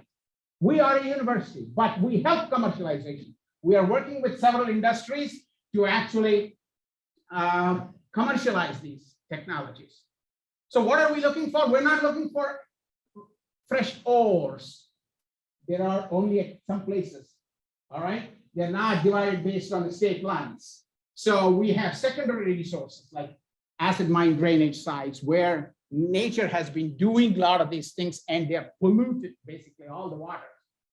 And if you look at that, that is nothing but a gold mine there for all these materials. We have analyzed them and we have looked at it. So basically we can clean up the environment and get these materials indigenously. That is our target. Basically, our goal is to remine, reclaim abandoned coal mines, remediation of acid mine drainage, and basically reclamation of mineral processing waste that people have dumped over decades. So take that material and economically do. So what are the resources that we are looking at Penn State here? Again, Mohammed and Thanasis will explain to you about the technologies that we are looking at, including ores, coal-based byproducts, overburden, underclays, defense waste. We talked about all these cell phones that every year we change. All those things have to be somehow recycled, the material. We are not going to go from home to home or basically place to place and get those things, but chemically how to extract them if we get it to our place. So that's what we are looking at, e-waste recovery from US Department of Energy. All these projects are funded, and our faculty, as I said, I'm not the only one, I'm representing the center. 25 faculty members at least are involved at Penn State in this effort here. Okay, mine tailings, everything. And unless we go for multi-metal extraction, I don't want to name, but I will name. Chinese will cut down the price and they will wipe us out from the market. Like what we did. We don't have manufacturing facilities here for solar. The reason is we were undercut. That's what will happen if we don't have economic way of doing it. Economical way to extract these things. And we have done it actually as a DOE funded project. You can see all from coal resources. Basically, you can see cesium, scandium, everything we could extract. We have shown that, demonstrated that. These are the companies that we are working with, and we have these users right here in Pennsylvania, all these companies. Okay, my watch is saying that almost I'm at 10 minutes. It's vibrating, which means yes. So we have developed the assessment of resources, and we are undertaking a DOE project basically to assess Northern Appalachian region, what kind of resources we have within the country, within this region, without going outside.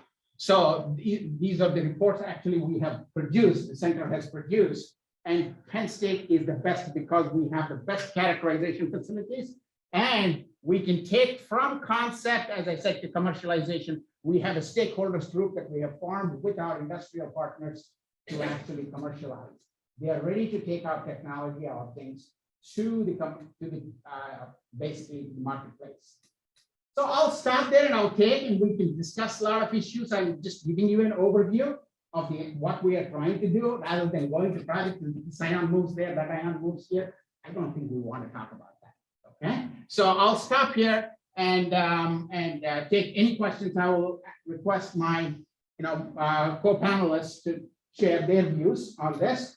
And then we will move forward. If you have any questions, I have out in a quarter class material actually here, 75 minutes. So we can talk about it later on. Thank you very much. All right, who wants to go, Mohammed? Mohammed will share a few of our results based on the secondary resources, his expertise, and what we have been working on is secondary resources and extracting these materials. And I'm very, very happy to report that we can extract 90% of the iron, 90% of rare earth elements, 90% of aluminum, 90% of cobalt and manganese. He's the one who can explain it.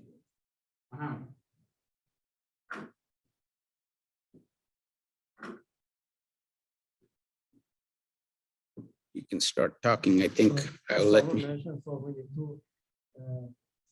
use a microphone. I have a loud voice. Yeah. Not everyone can project. Let's get that his presentation up. Stop the share. On the foreign sources for the critical elements and to have the same for the critical elements. This one, right? Yeah. Yes, but you're not sharing it. Oh, okay. All right. And for some of the second resources, including the waste experience of the mining and processing and electronic waste, for example. So the advantages of those ones are that they carry low or no mining costs. So therefore, the cutoff grade or the minimum grade that is going to be economic viable for extraction of these elements from those sources is going to be lower than primary sources. However, extraction of those ones presents a lot of challenges, including the lower grade and significant impurities, high neutralization potential that requires significant acid consumption and downstream environmental issues again, and also cost for the processing of those secondary sources. So we've been trying to develop some new processes to address the challenges for the extraction of these elements from both primary and secondary sources. So we go through some overview of some of these processes that we have been developing at Penn State. So, and for all of these work, I would like to acknowledge all of our graduate students that without them, we can achieve all of these achievements. And also, I would like to acknowledge all of our sponsors for the projects that we've been working on those ones. And here, some of the secondary sources that we've been working on those ones for the extraction of the critical elements.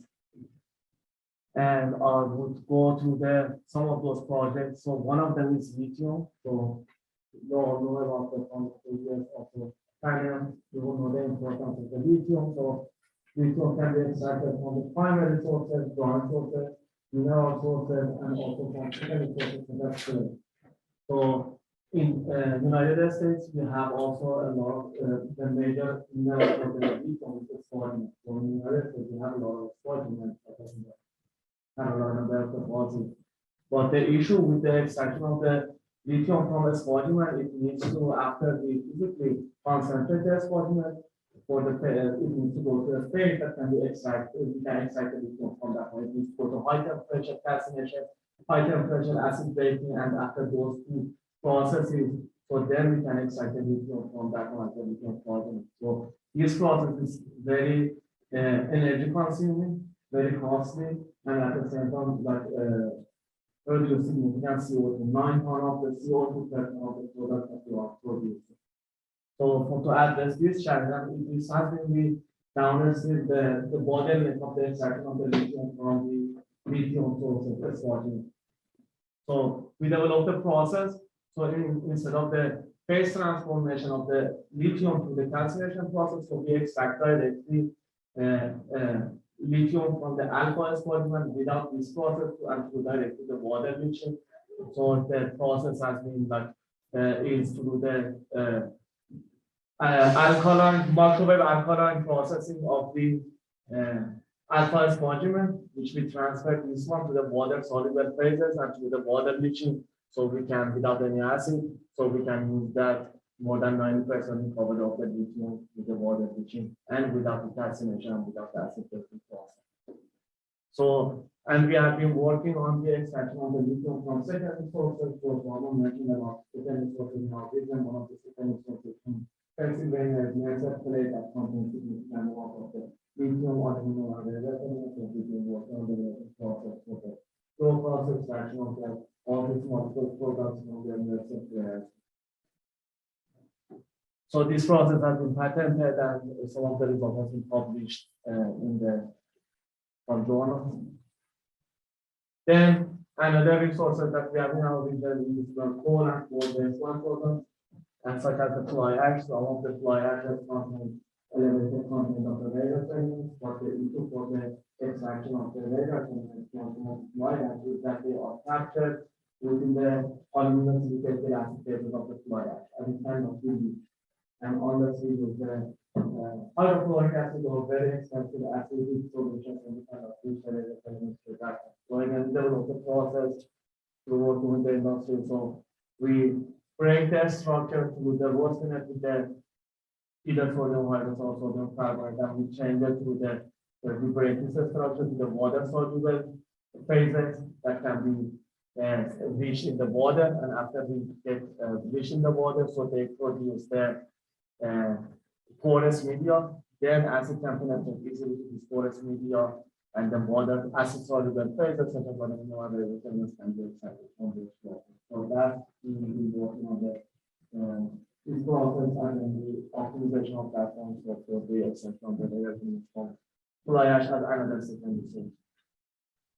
So through this process, without this process, the maximum recovery of the radioactive elements that we could get was about 20%. But through this process, we achieved more than 90% of the radioactive elements recovery, and the same with the ordinary. And the result has been published in the Journal of Signal Production.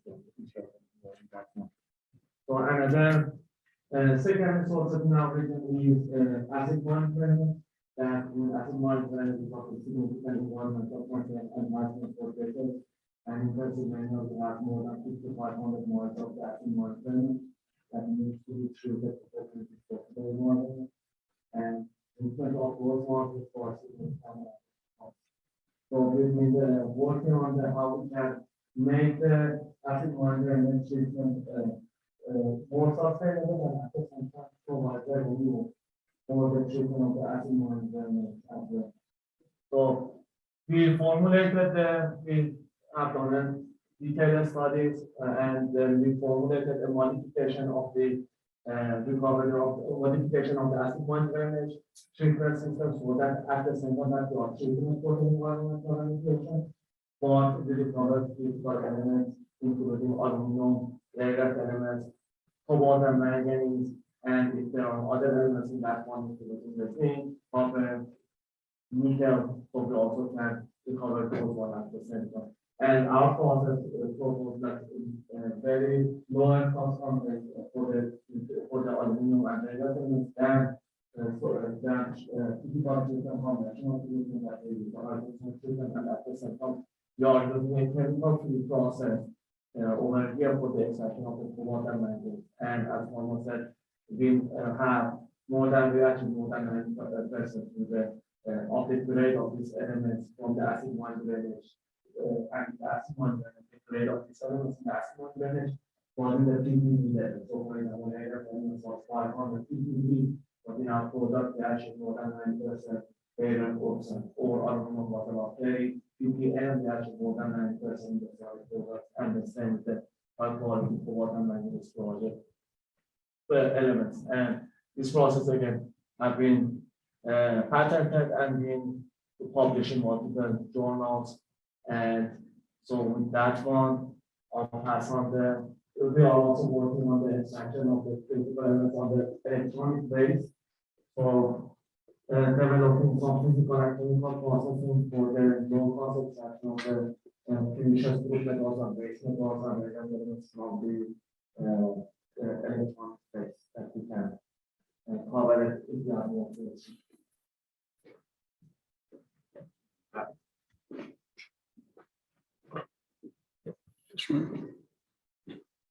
And just a sec.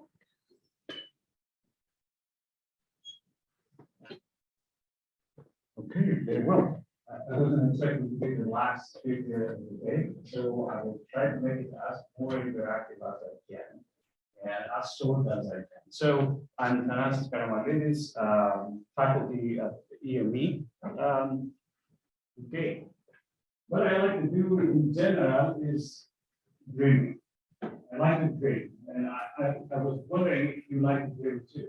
So if you imagine our future, you would see that it's full of robots, defense systems, EV vehicles, I don't know, additive manufacturing, etc. How do you think that all of these are connected? Yeah. People working on projects. That is true. But I think that the common is that they are connected through the periodic table and primarily through the critical elements. Rare elements as well as other critical and strategic elements. I have put few groups here, the platinum group metals, the other energy critical elements, rare elements, and photovoltaic elements here.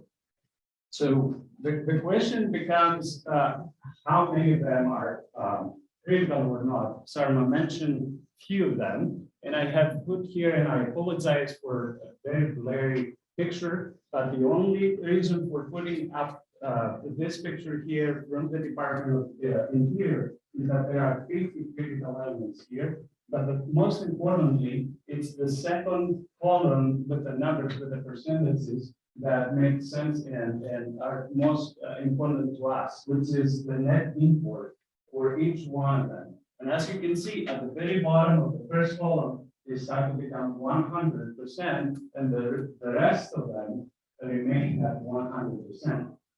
So I want to ask you, I'm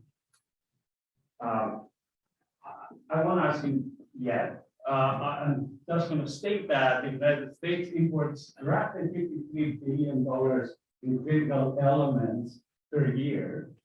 And that is because we lack domestic production and the refining capacity. as I was saying earlier, and as Sarma pointed out earlier, processing of critical materials is outside the US. This is just an example of how many of them are being produced in different countries. And as you can see, the processing is almost 100% outside the US for these materials. And we can go on the list about other materials as well. So I'm going to ask you right now, how many of them are we producing in the US?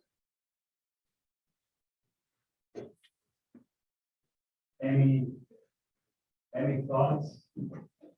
Like you said, none of them. Well, that is true, sort of. Okay, so I'm going to take off half of it because otherwise you will excommunicate me. There is a production in California, in Mountain Pass, for rare earth elements. But the problem is that all the concentrates that we produce in Mountain Pass in California are being shipped to China for processing. So, and the Chinese company that does all the processing has the exclusive rights of all the concentrates that we produce in the US. Okay, so there are solutions though. My fellow colleagues have mentioned renewable, not renewable, alternative for above ground mining operation. So I'll give you some numbers. Existing mine tailings exceeds 300 billion tons, and that number grows 5% every year. So we have plenty of that. And if we were converting the value of the critical elements in mine tailings, that would come up to be more than $1 trillion. So there is value there as well, but it's not the only source that we could tap on. There are also fly ash oxide residues, titanium oxide tailings, phosphate tailings, mining tailings that we could extract critical elements from. Now, I have done a conceptualization of the critical minerals resource pyramid, and as you can see, at the very top of the pyramid, you have the Bayan Noble, which is a very nice mine in China, producing almost 65% of the global demand for rare earth elements. And at the very bottom, you have the alternative resources that I mentioned. In the somewhere in the middle, you have the end of life recycle. And as you can see, as we go from bottom to top, the resource quality goes up, but the need for new technologies decreases dramatically. So that's where we work in my lab. We try to find very selective separation processing technologies for extracting those critical elements from those resources. One thing that I want to mention here is that waste as feedstock may offset roughly 70% of traditional rare element life cycle impacts. So my group, what it does, and I'm not going to read all this text because it's already late, but I'm going to leave you with one common message. What we do is we approach this problem with from two avenues. One is the fundamental. We try to build a framework that captures both thermodynamic and kinetic factors during selective ion absorption, functional interfaces. Chemistry plays a role, chemistry plays a role, etc.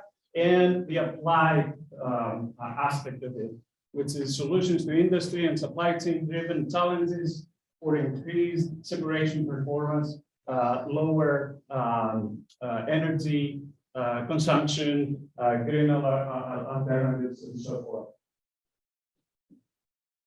Very quickly, two examples that for our work. Germanium. Germanium is an ideal critical element or element for 5G networks, for solar panels, and so forth. We are expecting that it will go up. High-tech applications, lack of substitute, and unsupply risk. So what we do, we try to come up with novel extraction processes. I like what my PhD student said, Mara Patel, like fishing, use a bait, a ligand, like by target fish, germanium in this case, by putting it on the hook, which is the solid support. This is the solid support, this is the hook, and this is the bait. So that's exactly what we do. We have three new absorbers here, one better than the other. And this is the comparison with the commercially available absorber. The highest the column, the better. So this is a distribution, a partitioning distribution. So this shows the selectivity towards germanium. The commercially available one is around 200, and ours is around 14,000. Okay. Another example of our group is a functionalized cellulose sponge for highly efficient gallium extraction and separation from industrial waste. Gallium is a critical material used in integrated circuits, optoelectronics, biomedical, and defense.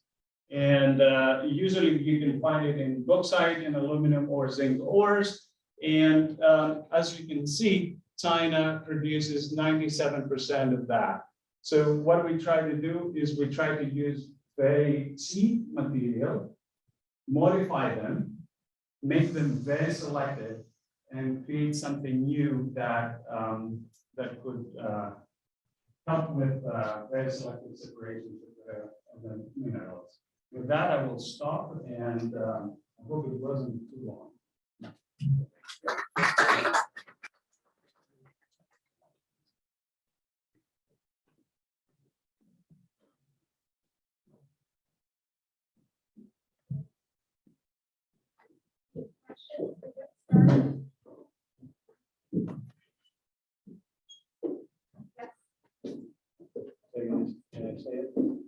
Yeah, I don't think folks on Zoom will hear you though. So let me give you the mic.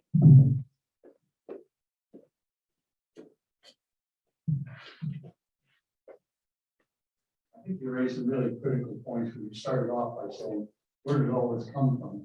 And the long list of materials you have, the materials that you may have available here, the tailings and so forth. And then the processes that you covered from those, where they might be in tailings and so forth. I guess the final question really is for these, how much have you got and how much does it cost to make it? So, from a development perspective, it would be nice to know what are the reserves of Pennsylvania that you're finding, and then to recover them, is it going to be economical? Because it's critical of that. It's really more than that. It's almost a security resource that you're going to compete with it. And I think that's really critical. So, are you at a stage where you've got processes you mentioned are putting into development? Do you think some of these develop commercial or someone to develop commercial? That's my question. I'm not sure it's clear. Yeah, sure. Are you able to hear me? I mean, I don't need microphone.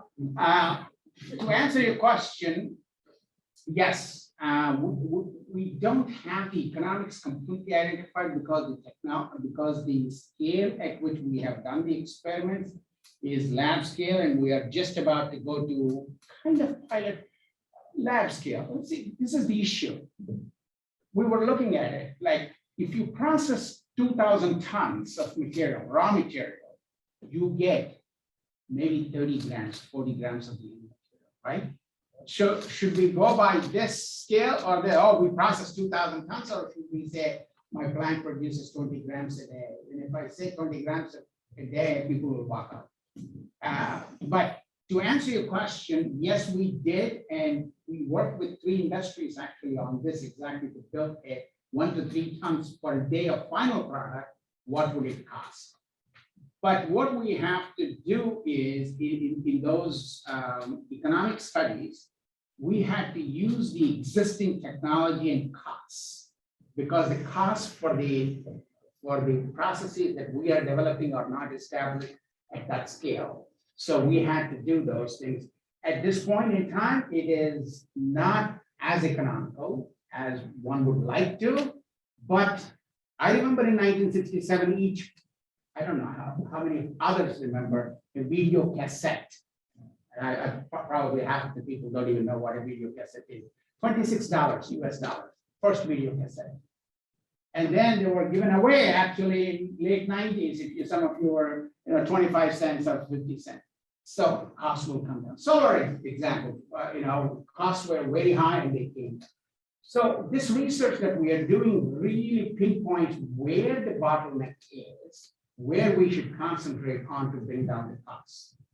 And that is our next goal, actually, to build some kind of a pilot scale, so to speak, pilot scale or bench scale, however way you want to call it, to get that data, enough data, so that we can extrapolate for class 4 economic study that we can do for industries, for 4101s to take it to the bank to say that, yes, this is a feasible project.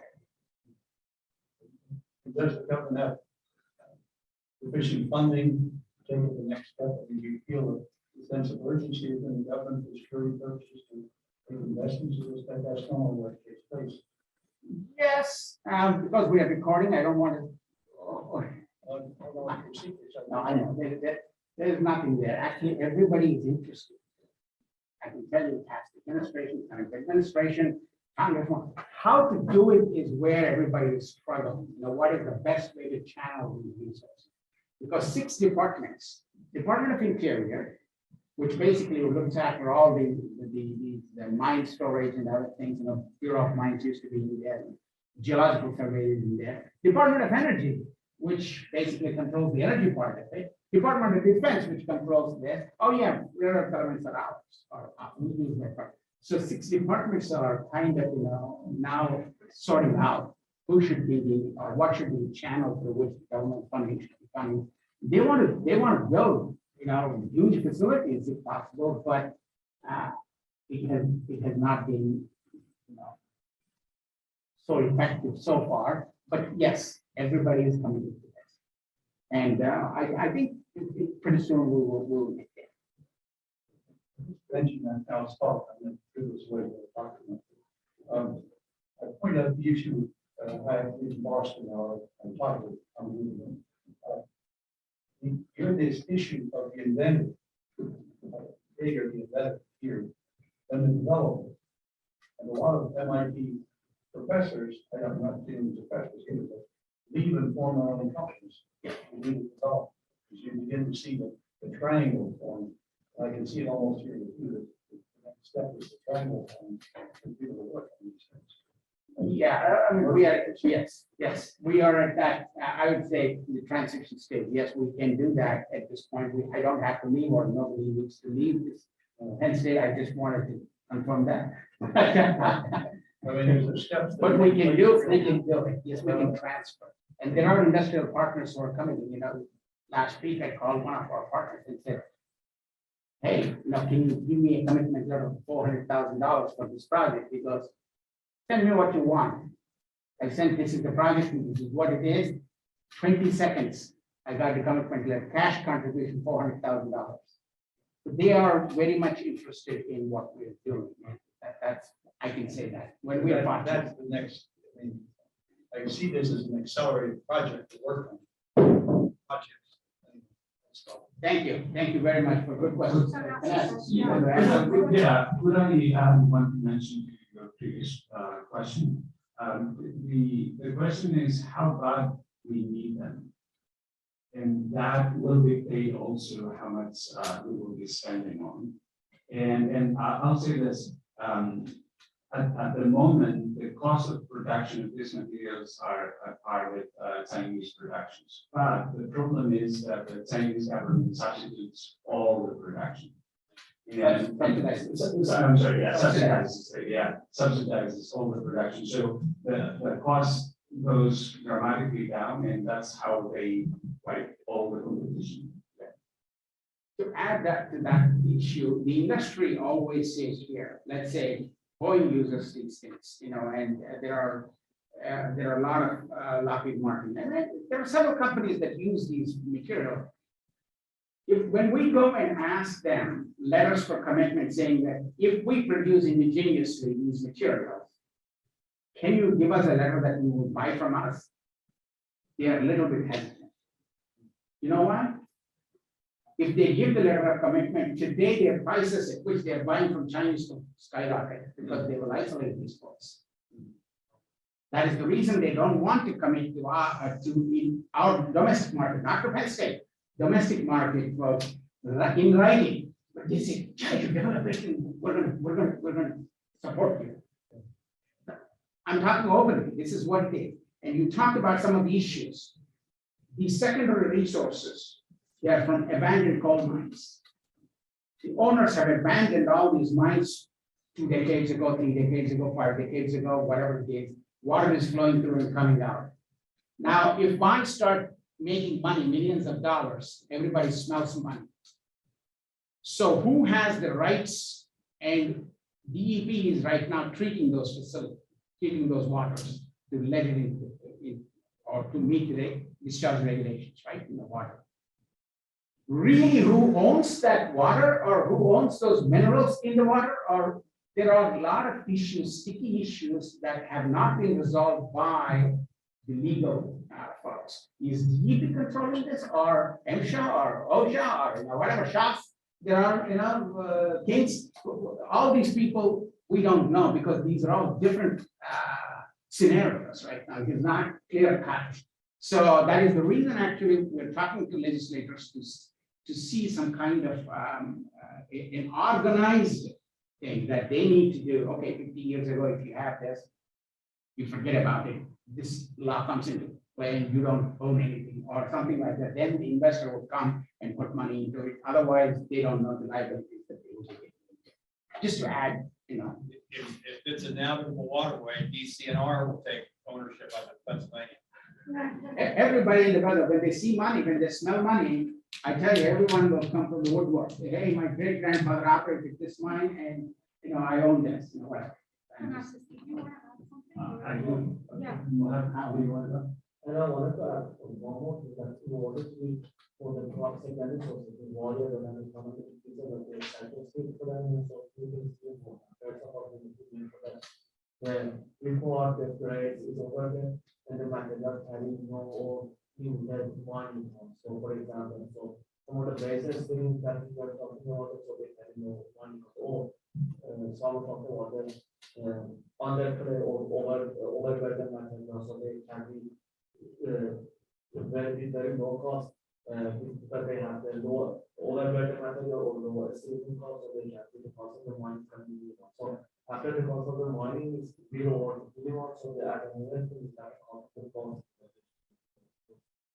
So we need to make sure that the resources that we have can be easily processed and at the same time they are ready they can be ready resolving the solution and then develop low cost process for the separation of process in this matter. Because if you want to use the traditional and conventional method for the secondary sources, they are not going to be able to make a difference as take a look at some of the secondary methods to the traditional method for the exact models into the traditional method. But then that's that's our goal. So we take a look at what are the modern and from the one on the have developed the process that we can develop low cost processes to the commodities and the processing for large gas and those and another process is how we can reduce the cost and make it One additional limitation or constraint that we have here in the US is that we try to overcome regulations as well. So the regulations are much stricter and they should be, but that causes a lot of hurdles for all these processes to move faster, to be developed faster. So with all these resources, radioactive materials come they become available. And that most of the times is a seed point in the processing center.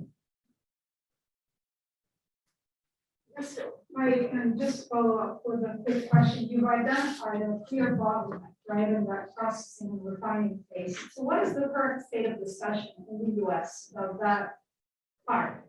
Like, is there, for example, I was curious, surprised to hear that comment you made, Panasas, about the fact that the production from Mountain Pass has to go to China right now because they kind of secured that. So is there any discussion about like ways to change this in the near future, and what is currently being done? Because we're talking a lot about production, but there's a clear bottleneck in that intermediate phase as well. Well, first of all, let's say work something. So we are going to find a solution. No, I was kidding. And maybe not. Well, yes, it is in the radar of the government, and they are putting money into processing and separations, etc. I believe the Department of Defense has allocated 35 billion for a separation facility in California right now, but only for maybe 7 elements out of the 50 that I just mentioned. So there is definitely a lot of need for new technologies, separations, processing, recycling, refining, and polishing materials. There are a lot of groups. There are some startups that they work on the project as well. So something good will emanate.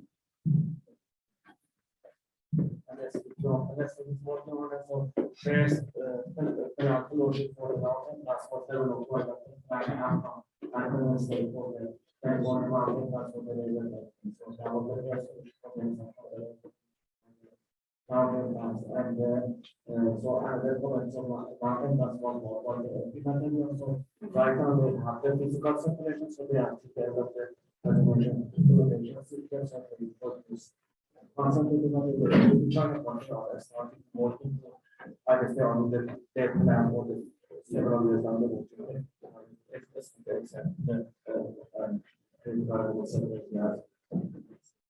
Very thought-provoking conversation. Just a question for you. As you take sludge from, let's say, AMD or acid mine drainage, you take the sludge to extract the metals. What do you do with the remainder of it once you extract those metals? Is it landfill, you have to dry, and who takes ownership of it? Where does that go? Because I see that becoming an enormous issue in cost. You want to answer? I don't want to dominate here. So I just want to first answer the first part of the recommendation. Sure, go ahead. So there are 2 parts. So one of them is acid mine culture, and then the S1 line doesn't have the active method over the years. So both of them are good sources. So when you manage that elements of the S1 line,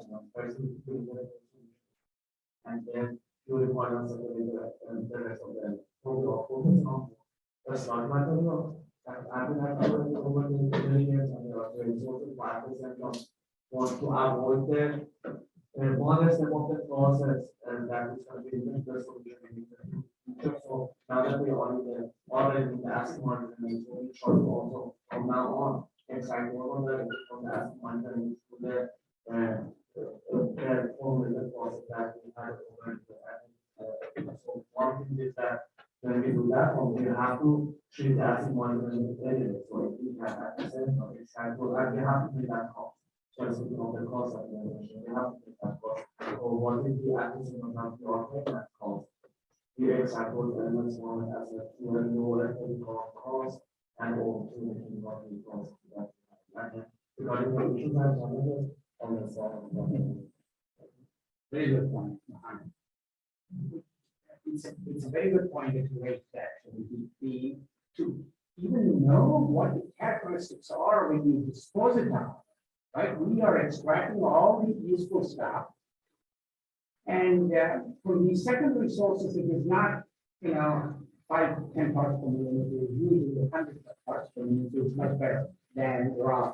Or to start any kind of waste disposal or even the quality of the waste or the characteristics of the waste, we need to have a little bit bigger facility to generate grants. What we have done here is milligrams of material, so we don't know even further processing, how should we dispose of, can it go to a landfill, can it go, because most of the materials, if you look at the material balance, what we will be left off with generally is calcium, sodium, whatever, we use to neutralize the water. It's a acid when water is coming at pH of 2.5, 3, and then you basically they're adding alkaline to it to neutralize, and the water is going through streams. So when they raise the pH to about 5, it's to 7, everything is precipitating and settling down. That's called sludge. Remains in the water. They're just pumping into ponds and rise out, and then they're putting it in basically landfill. So now what we're doing is we're taking that sludge out and then taking the elements out, whatever, and the sludge, the remaining sludge is all mostly innocuous. Again, I cannot vouch on that. Again, there are permits that we need to obtain, so we need to understand that. That is the reason we're emphasizing on a pilot scale facility to look at the chemical requirements. And when you do in a lab, I can add in what I want, I can take up and do it in treatment. But to get a complete picture of it, other than citing, we need to have a pilot scale unit, otherwise we will not be able to go in. And everyone recognizes that too. Does that waste have a trace level of normative as well? And that's what current radioactive material? There are regulations for it. If you have certain parts per million of uranium, for example, we cannot even touch it. That is one of the reasons actually there is a company out in Utah, in Colorado actually, Energy Fuels. They are doing, their plant is uranium and vanadium manufacturing plant. So they have the licenses. So what is coming out there is byproduct that they are using this. So they can treat that thing. So yes, there are people who can do that if they have the license already. Let me continue a little on this topic. Aside the EME, obviously there are other ways that we are using for extracting food developments, and I believe SD in one of your slides showed the circular economy concept. The same concept applies here. So I'll give a couple of examples. For fly ash, for example, if we use fly ash as a raw material, as your feedstock, the idea here is that you can use the fly ash and for cement industry or road, yeah. So Right. The fly ash, again, the same problem applies. The fly ash, if you're taking out aluminum from it, all right, what will happen to the material? Rest if you can still function as the same, we need to do a little bit more studies on it, right? We are taking certain key components out. If it has, we don't know. Fly ashes are not the same from every place, right? So yes, those are things. A lot of things that we still need to understand, and that's where we are trying to fill the gap so that industry can run rather than just,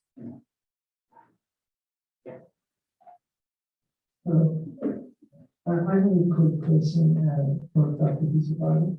I was wondering if there is a general Penn State kind of program that brings about all the professors or the researchers, scientists from different departments who specialize in specific part. For example, we specialize in chemical part.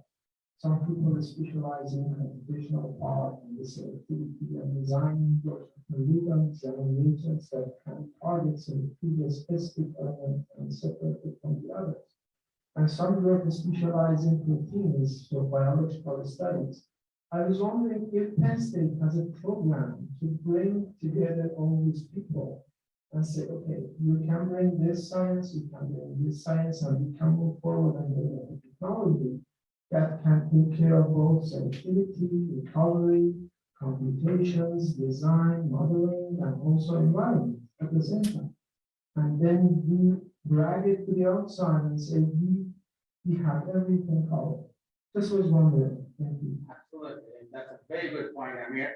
I think that's exactly what the center is for. Otherwise, faculty will write their research plans, but center purpose is to bring everybody together. The idea is Center for Critical Minerals is Earth and Mineral Sciences. It started by them, but we are. Okay. That's it. At the end, that is the approach that we need to take. If we are in the silos, we can never do these kinds of things. I think we have completely forgotten in this one.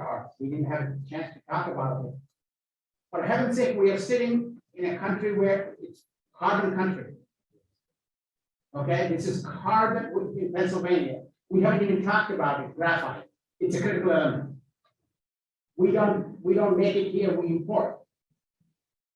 For batteries, for a lot of these things. You know, those are the areas that we can and we should work and develop.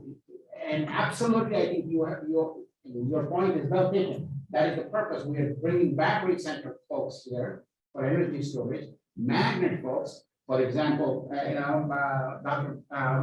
Clive Randall's group, who does materials, low temperature material. Not only the oxides that we produce, if we want to produce the metal, we need to reduce the metal oxide to metal. That's another step. We are only producing oxides here in our right now. That reduction is a high temperature process where you use some kind of a reductant, right? If you use a metal, again, you take the oxygen out of this, whatever, neodymium, praseodymium, and then you are reducing to the metal. And that part is a high temperature process that produces carbon dioxide. So if we can use low temperature processes there, our materials folks can jump in. Absolutely enormous. That's the reason I said the bandwidth that we have at this university, no one can compete if we bring everybody together. I can wholeheartedly say that. And I've told several legislative offices also. Penn State is the place where you can get everything. We need to bring everybody together. Absolutely. Absolutely. Thank you. Yeah, really great talk. So I really appreciate what you're doing because I think the demand that's going to grow for these things is so much larger than most people realize. So, for example, in California, you need 120 of the world's largest lithium-ion batteries just to sustain the estimates to decarbonize their electric vehicle. Some comments I wanted to make on the batteries. That's what I do. There is some good news from a lithium-ion perspective, though we do need a lot of lithium. The manganese, cobalt, and nickel, that's kind of the iPhone 1 of batteries, right? Lithium-ion phosphate is actually cheaper and comparable now, so we've kind of run away from that, which is good. But at the same time, for the grid scale batteries, they're not lithium-ion anymore as far as the more effective ones. So I'm wondering what your thoughts are on like vanadium research. I saw that was up there. We did not have a lot of time to discuss those things, and there is a project that's going on to extract from secondary resources again, like vanadium and nickel, from petcoke fly ash, which is basically, there is significant amount there. So we are trying to attempt to use those resources also. And basically, if we can convert them into something water soluble or a neat base where we can get them economically, that would be wonderful. I think your point is well taken. And even cobalt for battery applications may go down because iron-based batteries, but the scale always will be there. They will be used for cobalt, and there is no question about it. Not everyone like Elon Musk can go straight, to those things. Absolutely. Thank you very much. Yeah. Want to add anything? You have the microphone. I love it. In terms of how we view the future, right? Lithium batteries is great, but we also start thinking about hydrogen production. We start thinking about electrolyzers, fuel cells, soluble type fuel cells that use different critical elements. And my group, I know that we are working on platinum group metals for electrolyzers for the hydrogen production systems of the future. Yes, it's very uncertain whether the hydrogen production will happen ever. At least right now, it's a market of $0.3 billion.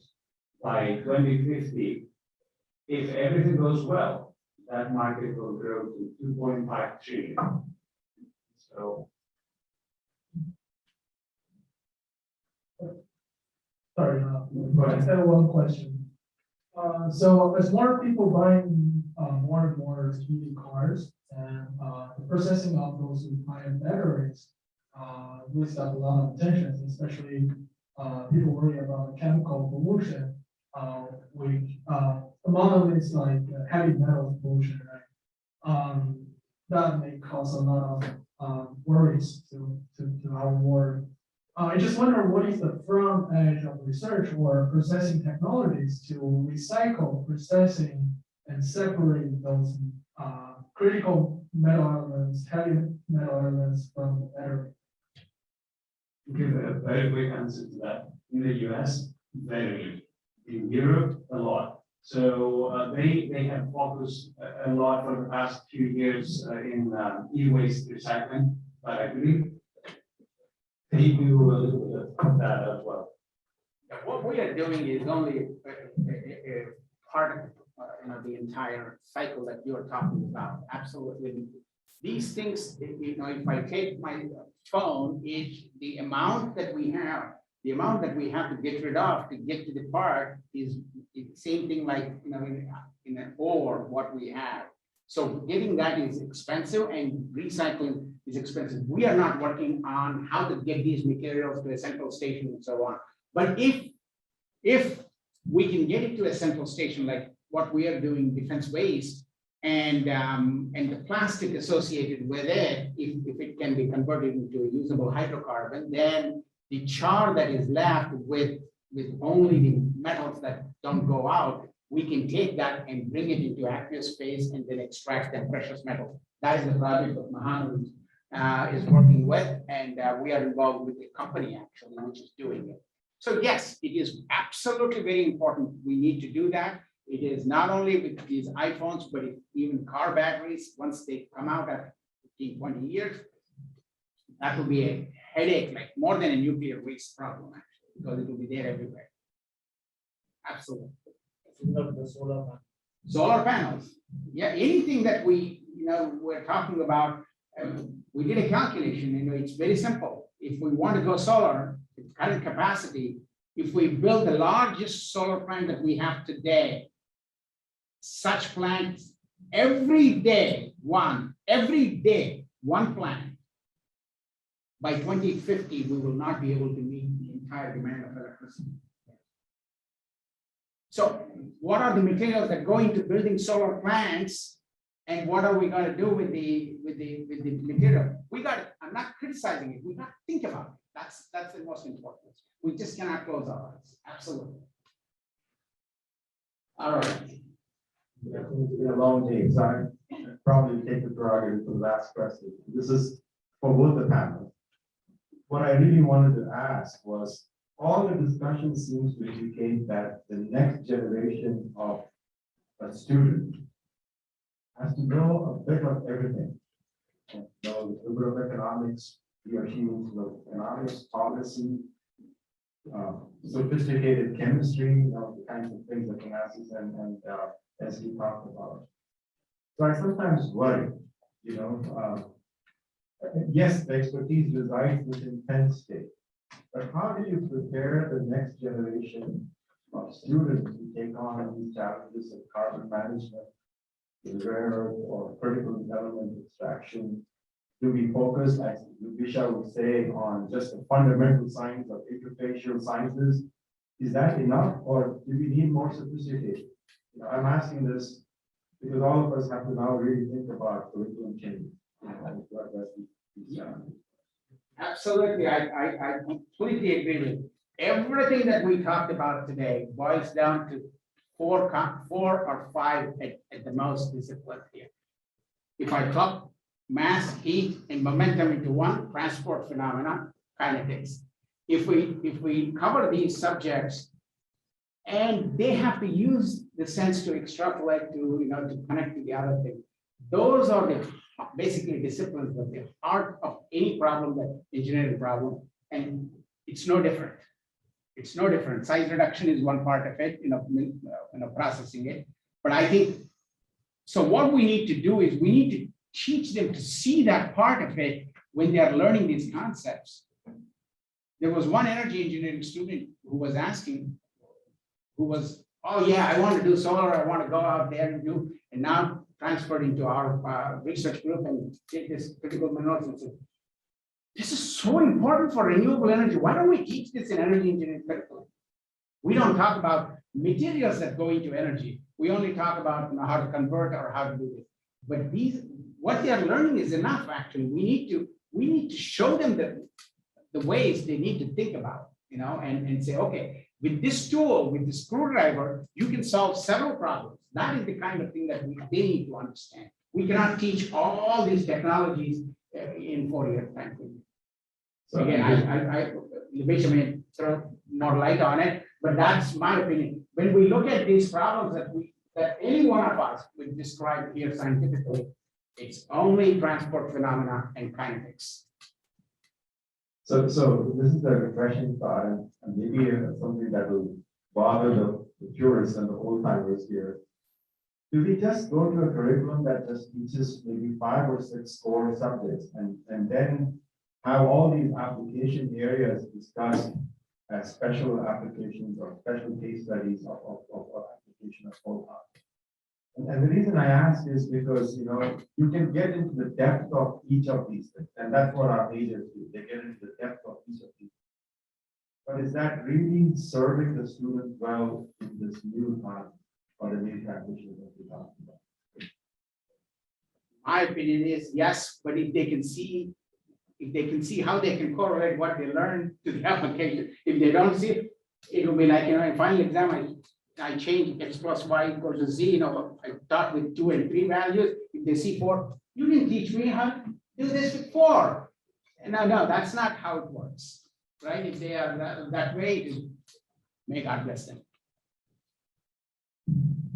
So, Sanjay, maybe we should wait a couple years to see what the experiment of France universities will result. There are a couple of universities in France that they do exactly that. They teach basic fundamentals, and then they allow their students to pick whatever they want and tailor their studies based on their interests. Let's wait a couple of years. And I would say that we are not at the school to learn, or to at the school to learn how to learn. So as long as we know the fundamentals, and then so we learn and how to work with the other disciplines, and then address one fundamental for the beginning to the end, and know how to solve one problem, then we know how to do the research, how to work in the fundamental address and questions. So then it's just application.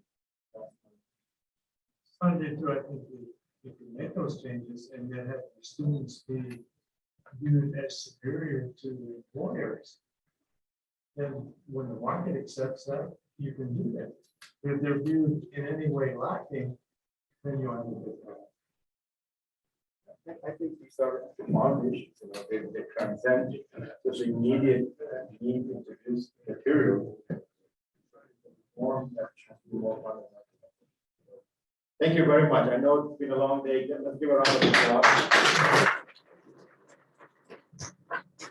I still do encourage you to go to see the posters. They're remarkable. And this time I promise there is coffee and refreshment. So you can recharge yourself. Good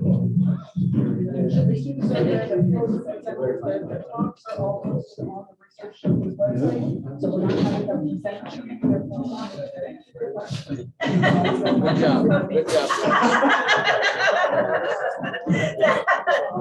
That's it.